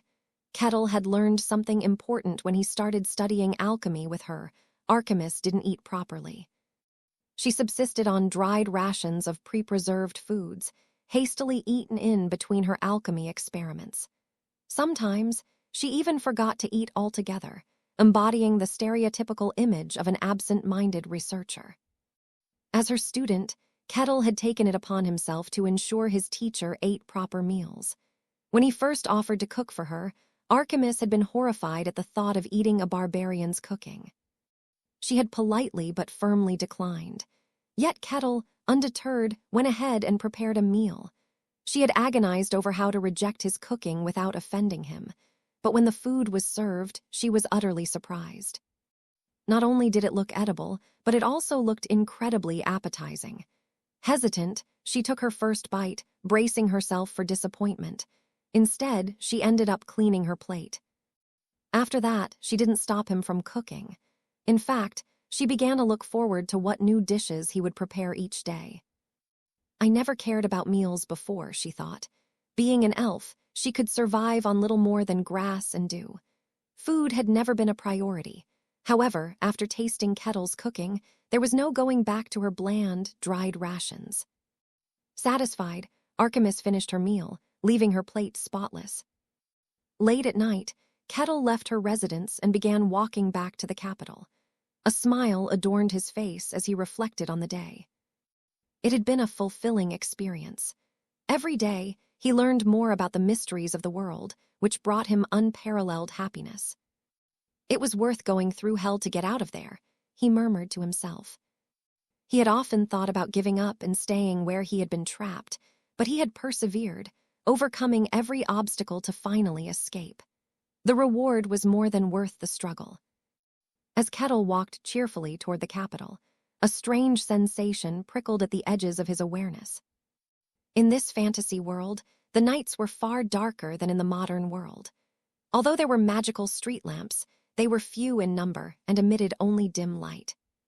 Tonight, however, the city seemed unusually bright. Kettle turned his gaze toward the capital and soon realized the cause. One of the buildings was engulfed in flames. Damn it! Melina's blue hair whipped around as she ground her teeth in frustration. In front of her, a building burned fiercely. Her servants screamed and stumbled about in a panic. Lady Melina, the fire, it's spreading. Calm down, call for a mage, Melina yelled. We already did, but it's late. I'm not sure they will make it in time. Melina scowled. The raging flames threatened to consume the entire structure. Hey, what's going on? A voice rang out from behind her. She turned, startled, and saw Kettle standing behind her. Collecting herself, she quickly explained, the warehouse caught fire. Unfortunately, it's where we store lumber, so. The fire spread quickly. Kettle finished, nodding. Yes, she confirmed, clicking her tongue in irritation. The warehouse was a massive 3-story structure, one of the largest in her possession, big enough to combine several ordinary buildings. Now it was being devoured by the flames, illuminating the dark capital as if it were day. This was nothing short of a disaster. Unless a transcendent mage arrived, extinguishing the fire would not be easy. At least the warehouse was located on the outskirts of the city, so the flames wouldn't spread to nearby buildings. Not that it's much consolation, Melina thought bitterly, her mouth dry as she calculated the losses. As she silently assessed the damage, Kettle, who had been staring at the fire, spoke up. Would it matter if the building collapses? What? No, it would, but why? At this point, the building was as good as lost. It would burn down to ashes regardless. The damage to the structure no longer mattered. Hearing her answer, Kettle stepped forward. Stand back. W, what are you doing? She asked, flustered, but instinctively took a step back. Kettle clenched his fist. Kettle raised his arm, his muscles bulging visibly even through his clothing. Melina instinctively stepped back. At this moment, Kettle radiated danger. She could feel it in her very bones. Kettle swung his fist forward. A massive force of wind surged toward the roaring flames, creating a gust that seemed to tear through the air. The wind struck the building. Boom! Kaya! The onlookers screamed and covered their ears against the deafening sound of splitting air. The forceful gust knocked several people off balance, sending them tumbling to the ground. By the time the wind settled, Melina raised her head cautiously and opened her eyes wide in disbelief. What? The raging fire that had threatened to consume the entire building was completely extinguished. What just happened? Melina thought. Still stunned, she stared at Kettle, who stood before her. Could it be? Had he extinguished the fire using only the wind generated by his punch? Kettle brushed off his arm casually. The fire is out. However, you should check for embers that might have scattered nearby. Melina didn't respond immediately. She just stared at him in a daze. The charred building was now swarming with people, all searching for scattered embers to prevent any secondary fires. Kettle and Melina watched from a short distance away. Thank you, Kettle, Melina said, her voice still shaky. Even after some time had passed, she hadn't fully recovered from the shock. It only took him one punch to extinguish the flames that had engulfed a 3-story building. She was suddenly reminded of who the man standing next to her truly was, a barbarian from the white snowfield. Kettle broke the silence. Is it over? Yes, all that's left is the cleanup. Thank you again, Melina replied, bowing slightly. At that moment, a man approached Melina, pausing when he saw Kettle. His body stiffened, and he hesitated to move closer. It's fine, you can come closer. What is it? Melina asked. The man leaned in and whispered cautiously. There is no evidence of arson. So it happened naturally. Yes, but it's highly likely that it was caused by magic. Magic, Kettle thought. The word piqued his curiosity. Melina frowned. It seems they're starting to cross the line. Thank you for the update. The man nodded and left, leaving Milena to turn to Kettle. Kettle, would you mind returning to the residence first? I will come find you after the cleanup is done, she said. Kettle nodded silently and headed back to the Akasha family's residence. A few hours later, Milena returned to the residence, her expression still tense from the events of the night. Kettle, you're here, she said. Looks like it's over. What's the damage? Kettle asked. Half of it was destroyed, but the other half is still usable, she replied with a sigh. Losing half the contents of such a massive warehouse was no small blow, but it was far better than losing everything. Milena bowed her head deeply. It's all thanks to you, Kettle. I'm truly grateful. It's nothing. I already owe you a lot, Kettle replied lightly. After all, Milena had provided him with shelter, taught him alchemy, and even helped him procure rare and expensive materials. Who would have thought that our connection from the white snowfield would lead to this? Kettle thought. Even he found it a little surprising. I see. Milena smiled and took a seat across from him. How is your alchemy coming along? It's enjoyable, very interesting, he said, smiling contentedly. I'm planning to make an artifact with my own hands.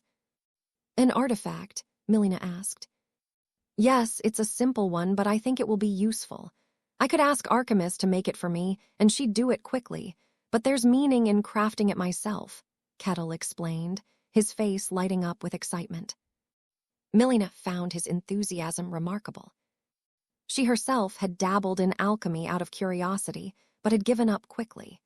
It was a field that demanded extensive memorization and deep knowledge, making it extremely challenging. The fact that Kettle found it enjoyable was fascinating. After all, his appearance screamed barbarian in every sense. Milena's gaze darkened as her thoughts turned inward. The man before her was undeniably a barbarian. One of the reasons he was learning alchemy was his desire to wield mist. In other words, the barbarian before her lacked knowledge of mist, and yet he was immensely powerful, overwhelmingly so. He was the one who single-handedly defeated the white serpent of the white snowfield, Milena thought. When Milena had traversed the white snowfield for trade, she had encountered the white serpent. It was an enormous monster, so vast it seemed to bridge the earth and sky. The serpent was less a living being and more of a natural disaster, a calamity that humans could neither resist nor combat. The moment she laid eyes on it, she had been certain of her death. However, the barbarian standing before her had destroyed it. Thinking back to that moment, extinguishing a fire that had engulfed an entire building felt like nothing in comparison. Kettle lacked understanding of mist. That meant he had accomplished such feats with sheer physical force. Is that even possible? Milena thought. Milena, a member of the greatest merchant family in the Denayan kingdom, had considerable influence and power. She had met several transcendents in her time. However, none of them had demonstrated power on the same level as Kettle. Even the great transcendents who wielded mist paled in comparison to this barbarian before her. She could not help but wonder, is this man truly human? Where do the limits of his strength lie? As she stared at Kettle in silence, she finally spoke. Kettle, you lived in the white snowfield, correct? That's right, he replied. What did you do there? Milena's curiosity was piqued. She wondered how he had attained such strength. Kettle tilted his head, thinking for a moment. Not much, really. I just focused on surviving. With strength like yours, Milena's eyes widened in disbelief. Kettle shook his head. I wasn't always this strong. When he first came to the white snowfield, he was weak and fragile. He had to fight to survive against the bitter cold and the monsters that roamed there. Kettle continued. When I first encountered one of the monsters in the white snowfield, the black slime, I think it was, I barely survived. I had to dig into the frozen ground and spend the night buried in ice just to escape it. I see. Though it made sense, Milena found it hard to believe. The strength Kettle displayed seemed almost supernatural. However, his words were true. When Kettle was first thrown into the white snowfield, He had struggled desperately just to survive. He had grown stronger over time, not through some ambition, but as a natural consequence of enduring countless challenges. I wish I could explain it better, but I don't remember much. It's been a long time, Kettle said. What does he mean by long ago? Milena wondered. She wanted to probe further, but instinctively stopped herself. She could tell she was treading close to a line she shouldn't cross. Kettle broke the silence. By the way, how are the materials coming along? Milena hesitated for a moment before answering with a sigh. We haven't made much progress. There are some complications. Complications? Yes, right now I don't have the resources to focus on it. It will take some time to resolve the issue. I'm sorry. There is no need to apologize. I'm the one receiving your goodwill, Kettle replied reassuringly. Then he asked, is it related to the fire incident? Milena's bitter smile confirmed his suspicion. You overheard, didn't you? I have sharp ears for things like that, he admitted. It's not a secret. Yes, the fire wasn't an accident, Milena said, her expression hardening. It was an attack on our family. An attack, Kettle said, his interest piqued. Are you not on good terms with the neighboring families? Milena nodded. Our Akasha family has grown rapidly. It only took a few years for us to become the top merchant family in the Denayan kingdom. Their growth had been nothing short of miraculous, so rapid it could almost be described as aggressive. Naturally, such rapid success had created a lot of friction. In a limited sphere, one person's gain often meant another's loss. Other merchant families couldn't possibly view the Akasha family's rise favorably. There have been countless cases of petty theft, slander, and false rumors. We crushed them all to get where we are now, but there are still families that continue to attack us, Milena explained. And one of them is using a mage, Kettle deduced. Exactly. Someone has hired a mage to target us. I'd like to deal with him right away, but it's proving difficult. Have you figured out who the mage is? Yes, we know their identity and location, she replied. Then what's stopping you? Kettle asked, puzzled. It's not that simple. The mage is highly skilled. We can't approach him recklessly, she explained. Milena hadn't been idle.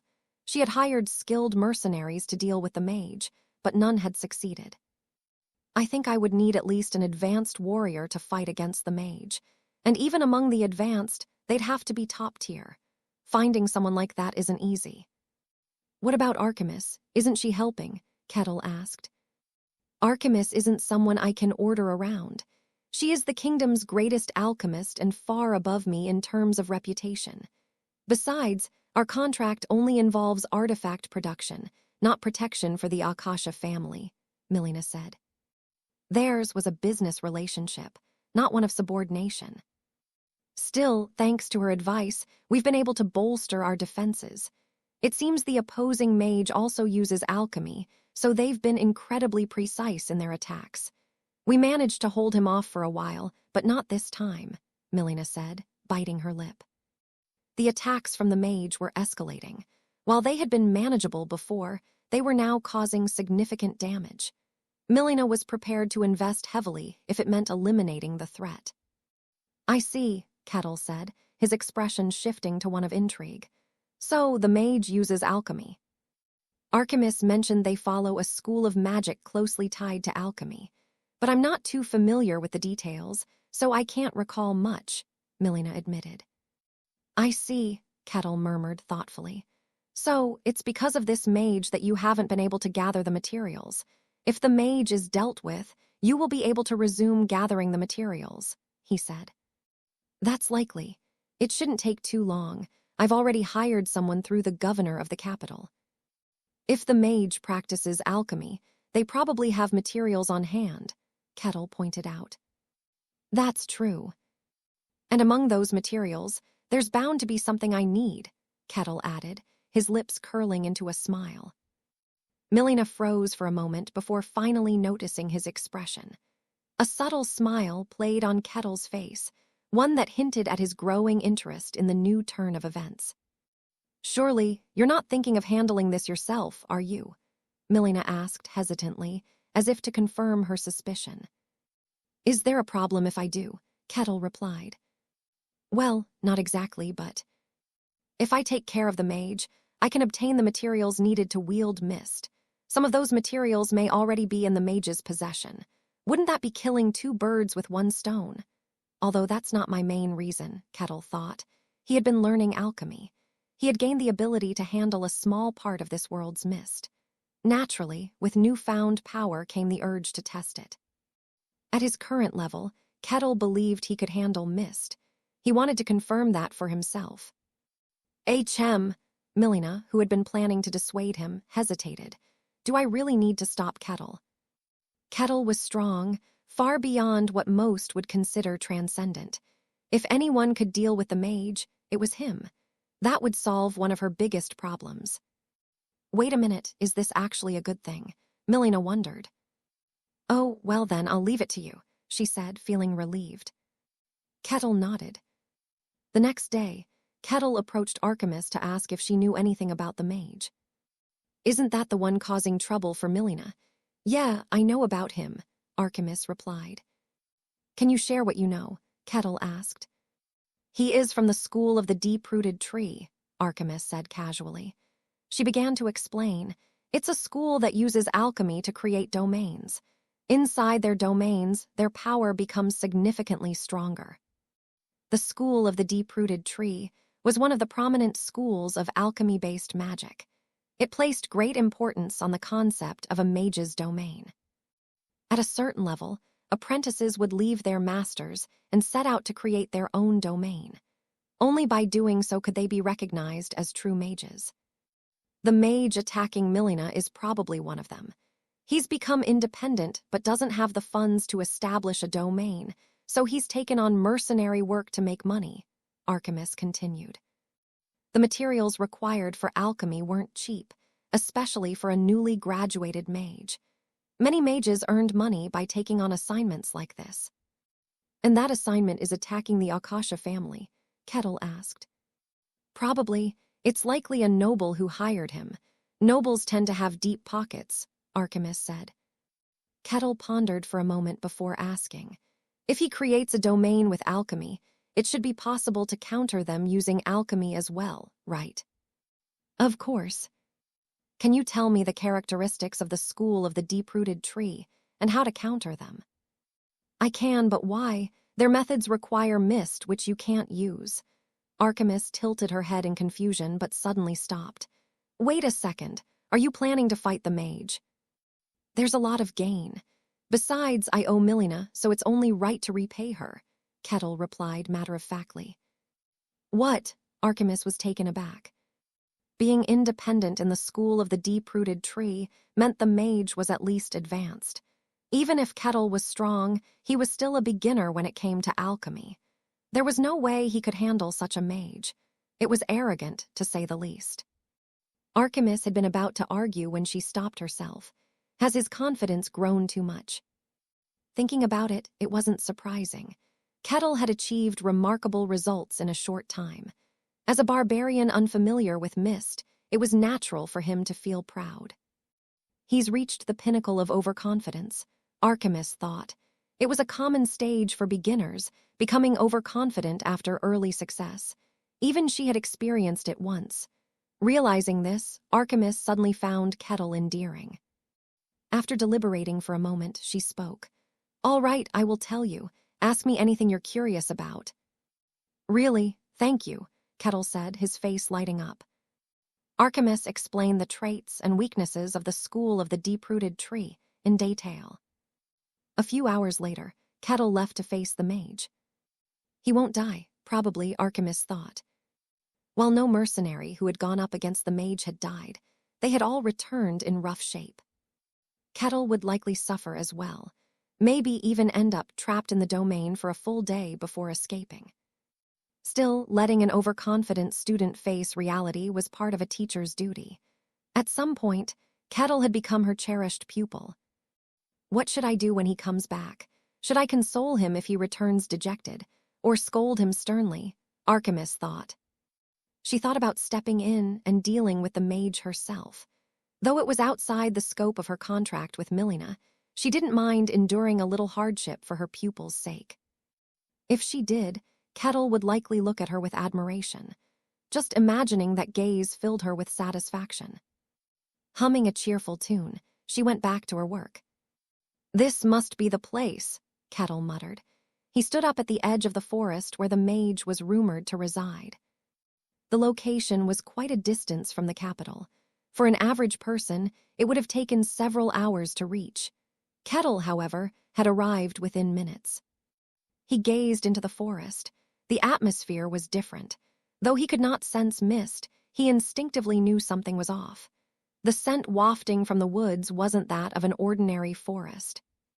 Well then, with an eager expression, he stepped into the forest. Within the forest, a crude wooden house stood.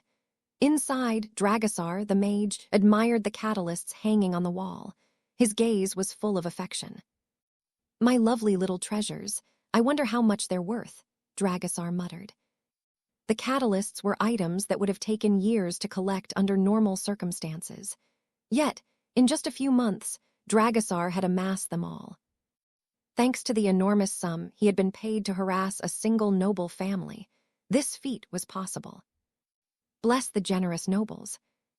With such wealth, he could finally move out of this temporary hideout and establish his own domain.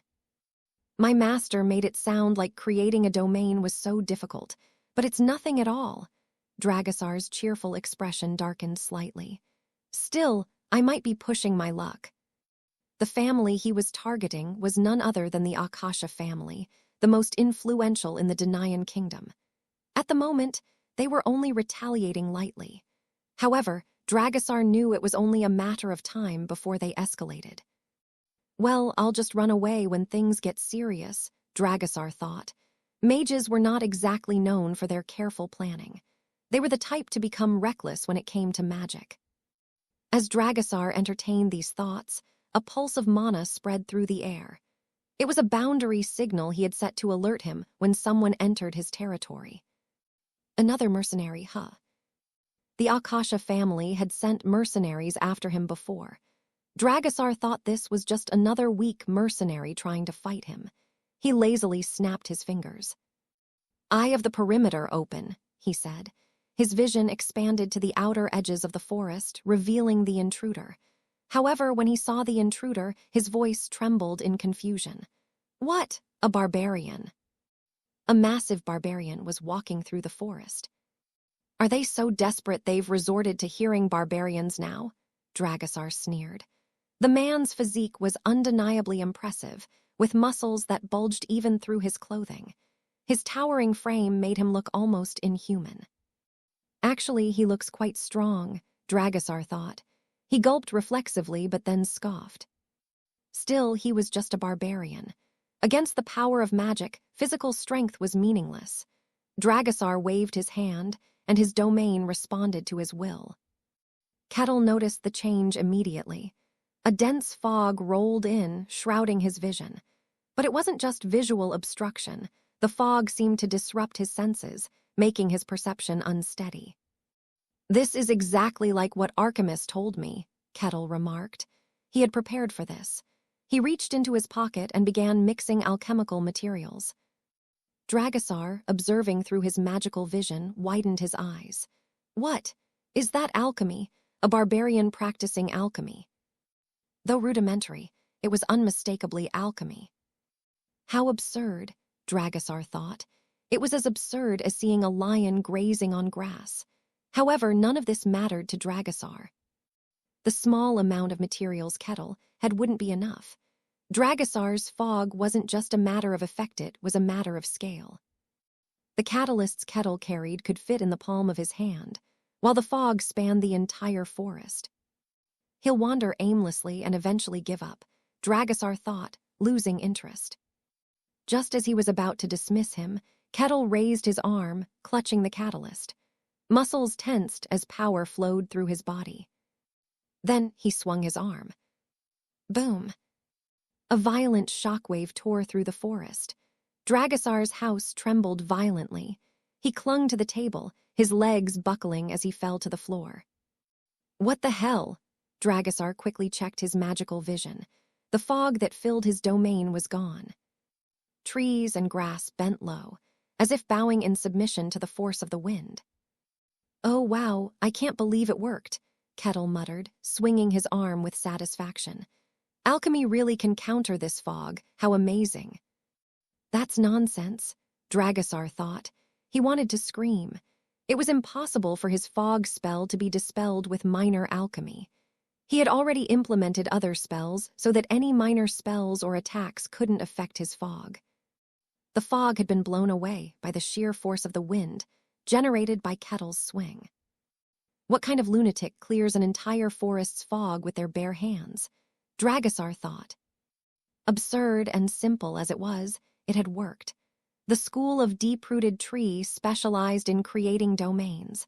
However, a domain's power could be neutralized if its influence was physically dispersed. It just required a tremendous amount of force. Kettle began walking leisurely toward Dragasar's location. Panicked, Dragasar waved his hand again. Whoosh! A dark shadow spread through the forest, distorting perception and blocking sight. This time, it's shadow magic. Archimus mentioned how to counter this too, Kettle remarked. He calmly mixed another catalyst and raised his arm. Once again, he swung his arm. Boom! The forest shook, and the shadows vanished. Dragasar unleashed spell after spell, but each one was destroyed in the same way. Kettle muttered to himself in awe. So this is the power of alchemy, the power of mist. No, it's not. It's just brute force. Dragasar yelled internally. He was on the verge of tears. Meanwhile, Kettle continued to approach, his movements steady and deliberate. Dragasar's face turned pale. I'm going to die. His mind raced, panicking. Kettle soon arrived at the doorstep of the house. This is the place, Kettle said, stepping closer. Terrified, Dragasar flailed his arms and shouted a final spell. Bind him! Drag him under! Bottomless swamp swallow the earth. Oh.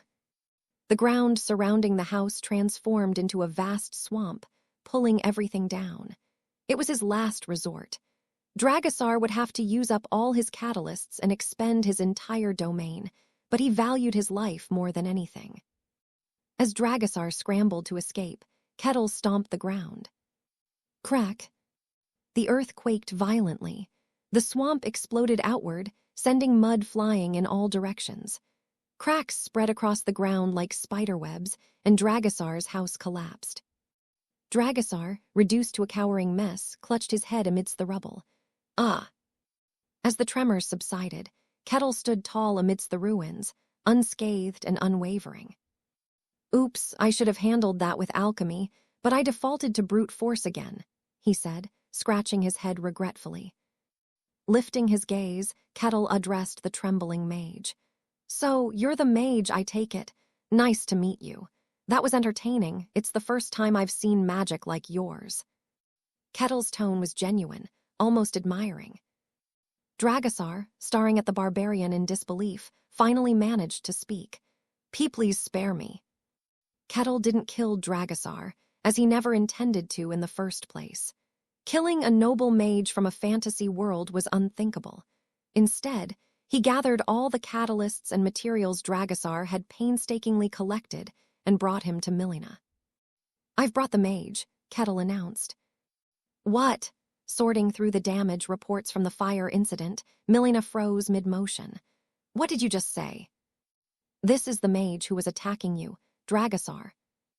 Wait a moment, Milena hurriedly checked, and soon realized what was going on.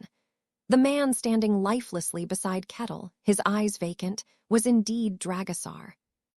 It didn't even take you a day, she murmured, awestruck. She had known Kettle was strong, but she had expected the task to take several days. When a mage settled into their domain, they could wield power far beyond their usual limits. That was why she had been unable to deal with him herself. Yet, Kettle had ended it all within a matter of hours. Kettle patted Dragasar's shoulder. You must have questions about him, Milena. Ask him and he will answer.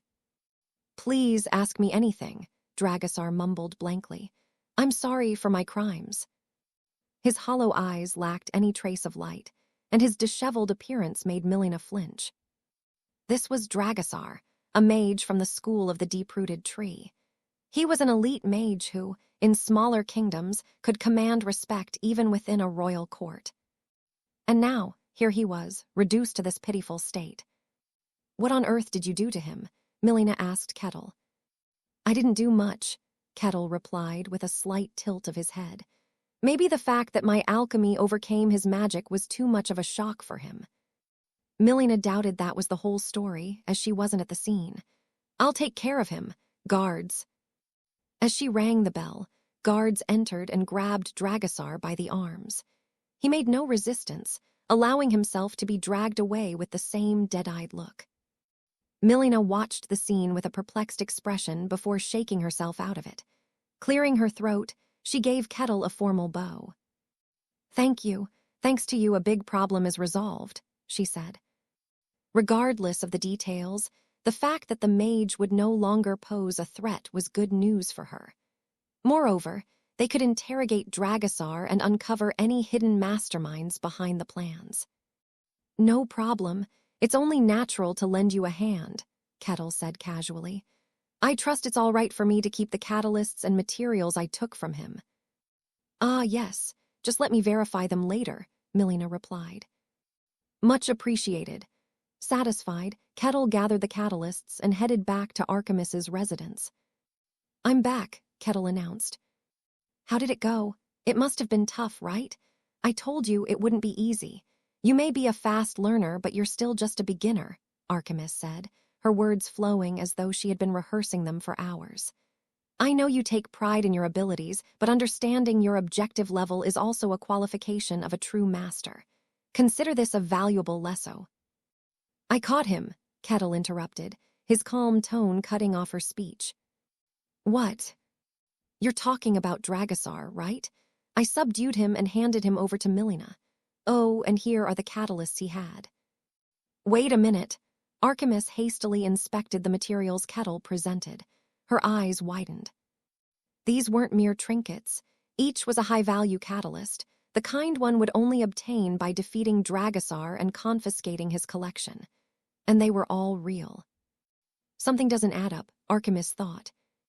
Dragasar was a mage from the school of the deep-rooted tree, an advanced mage who had gained independence from his master. There was no reason for someone of his caliber to lose to a novice alchemist like Kettle. Unless, was Dragasar weaker than I thought? Archimus wondered. Could Dragasar have been a deserter from his school rather than an independent mage? Archimus had only heard about Dragasar from Milena and had never met him in person. Naturally, doubts about his strength began to creep in. After all, it was absurd for a mage of his level to lose to someone like Kettle. Archimus's face grew pale as she thought, so he was actually a runaway mage from his school. All that preparation for nothing. She had planned to use this opportunity to demonstrate her mastery to her pupil, but her efforts had been wasted on someone so feeble. However, if Dragasar had heard her thoughts, he would have burst from frustration. "Good work," Archimus muttered grudgingly. "But don't get cocky. Your opponent was just a weak mage, nothing more." "I know," Kettle replied with a nod. "There's no way a true master of magic would fall so easily." Kettle thought highly of the power of mist of this world. His perspective had been shaped early on by his first encounter with a mage, Adamant, whose transcendent-level magic had set an almost impossibly high standard in his mind. He had long since forgotten about the lick he fought in the cave. This world still held countless mysteries waiting to be uncovered. He had so much more to enjoy in this fantasy world. And that thought brought him nothing but joy. Kettle sat at the table, working on something with hands that, despite his large frame, were precise and delicate. A few minutes later, a satisfied smile spread across his face. "It's done." "What, you finished it already?" Archimus asked. "Yep, I've finally completed it," Kettle exclaimed, holding up a bracelet with a joyful expression. "This is my very own artifact." "It looks good. Hand it over and I will check it out." Archimus took the bracelet and examined it closely. "It seems fine, but we will need to test it to be sure." Kettle stepped outside to test his creation. Taking an axe in hand, he prepared himself. Hup! With a burst of strength, he hurled the axe into the sky. Archimus blinked in surprise as the axe flew so far that it disappeared from sight. His strength is no joke, Archimus thought, staring dumbfounded at the sky. It must be because he's a barbarian. However, even after several seconds, the axe showed no signs of falling back. How far did you throw that thing? Archimus asked. Doesn't matter, as long as it works, Kettle replied casually. Well, I suppose. The bracelet Kettle had crafted was an artifact designed to make a thrown axe return to its owner's hand. Throughout mythology on Earth, there were many legendary weapons that returned to their masters, like Mjolnir and Gungnir from Norse mythology. Even beyond myths, the concept of self-retrieving weapons appeared in countless stories. Kettle had always been enamored with such weapons. So, when Archimus had asked what he wanted to create, his answer had been immediate: an artifact for retrieval. This artifact, which he had been working on since he first started learning alchemy, was finally complete. As they stared into the sky, the axe began to come back into view. Just how far did it go? Archimus muttered with a mixture of amazement and exasperation, squinting at the approaching weapon. Wait, did you forget to include speed control? The axe was falling at an alarming velocity, the sound of air being torn apart audible even from a distance. Kettle scratched his head and murmured, "Oh, right, I forgot about that." Archimus paled, hurriedly gathering mana. She could already foresee the destruction the speeding axe would cause upon impact. Before she could shout a warning, Kettle calmly extended his hand as the axe hurled toward them. A deafening roar erupted as Kettle caught the axe. The ground cracked beneath him, and a powerful gust of wind blasted out in all directions. When the dust settled, Archimus opened her eyes cautiously, only to be stunned by the sight before her. In the midst of the destruction, Kettle stood tall, holding the axe with confidence. He caught that. Archimus was utterly surprised. Even she wouldn't have been able to intercept it at such a speed without preparation. "You're pretty strong," Archimus stammered. Perhaps it was because he was a barbarian, but his physical body was definitely sturdier than expected. Kettle swung the axe in satisfaction. "It lands perfectly in my hand." He was absolutely thrilled. After a month of studying alchemy, he had finally achieved tangible success. Archimus, who had just managed to calm down, rubbed her chin thoughtfully. "Can you handle maintenance for it as well?" "I think so." "Explain how you do it." Kettle explained his process in detail, and Archimus nodded, muttering to herself, "Correct. At this level, you can probably start calling yourself an alchemist." "Really?" Kettle's face lit up. "You've made an artifact, haven't you? That's enough to qualify as an apprentice alchemist. To do this in just a month, well, it's fast, but given how much time you've invested, it makes sense. You have probably packed months of work into this 1 month," she admitted. "I will prepare a simple test for you. You should pass easily. Once you do, you can proudly call yourself an alchemist anywhere you go." "That's good to hear," Kettle said, beaming with satisfaction. When Kettle returned home, he spent some time talking with Milena as usual. "Thanks to you dealing with the mage, we've been able to gather the materials without any trouble. At this rate, everything should be ready soon," Milena reported. "Oh, that's great news," Kettle replied with a big grin. Hearing one piece of good news after another put him in a fantastic mood. "By the way, what happened to the mage?" "We got all the information we needed from him and sent him back to the mage tower. We could have killed him, but, well, he's still a mage. It's tricky to act recklessly." While Dragasar had attacked first, giving them plenty of justification to kill him, mages were fiercely protective of their own. If the school of the deep-rooted tree saw the Akasha family kill one of their own, it wouldn't be surprising for them to retaliate. Sending Dragasar back to the mage tower as a way to clear any debts was the wiser move. This also meant that if the mastermind behind the attack wasn't a mage, it would be easier to deal with them. "Then, who was the one that hired him?" Kettle asked. Milena's expression darkened. To be honest, it was someone I didn't expect. Do you remember when I mentioned how many enemies our family has because we've been standing out lately? I remember. Most of them are rival merchant families, Milena continued. It made sense.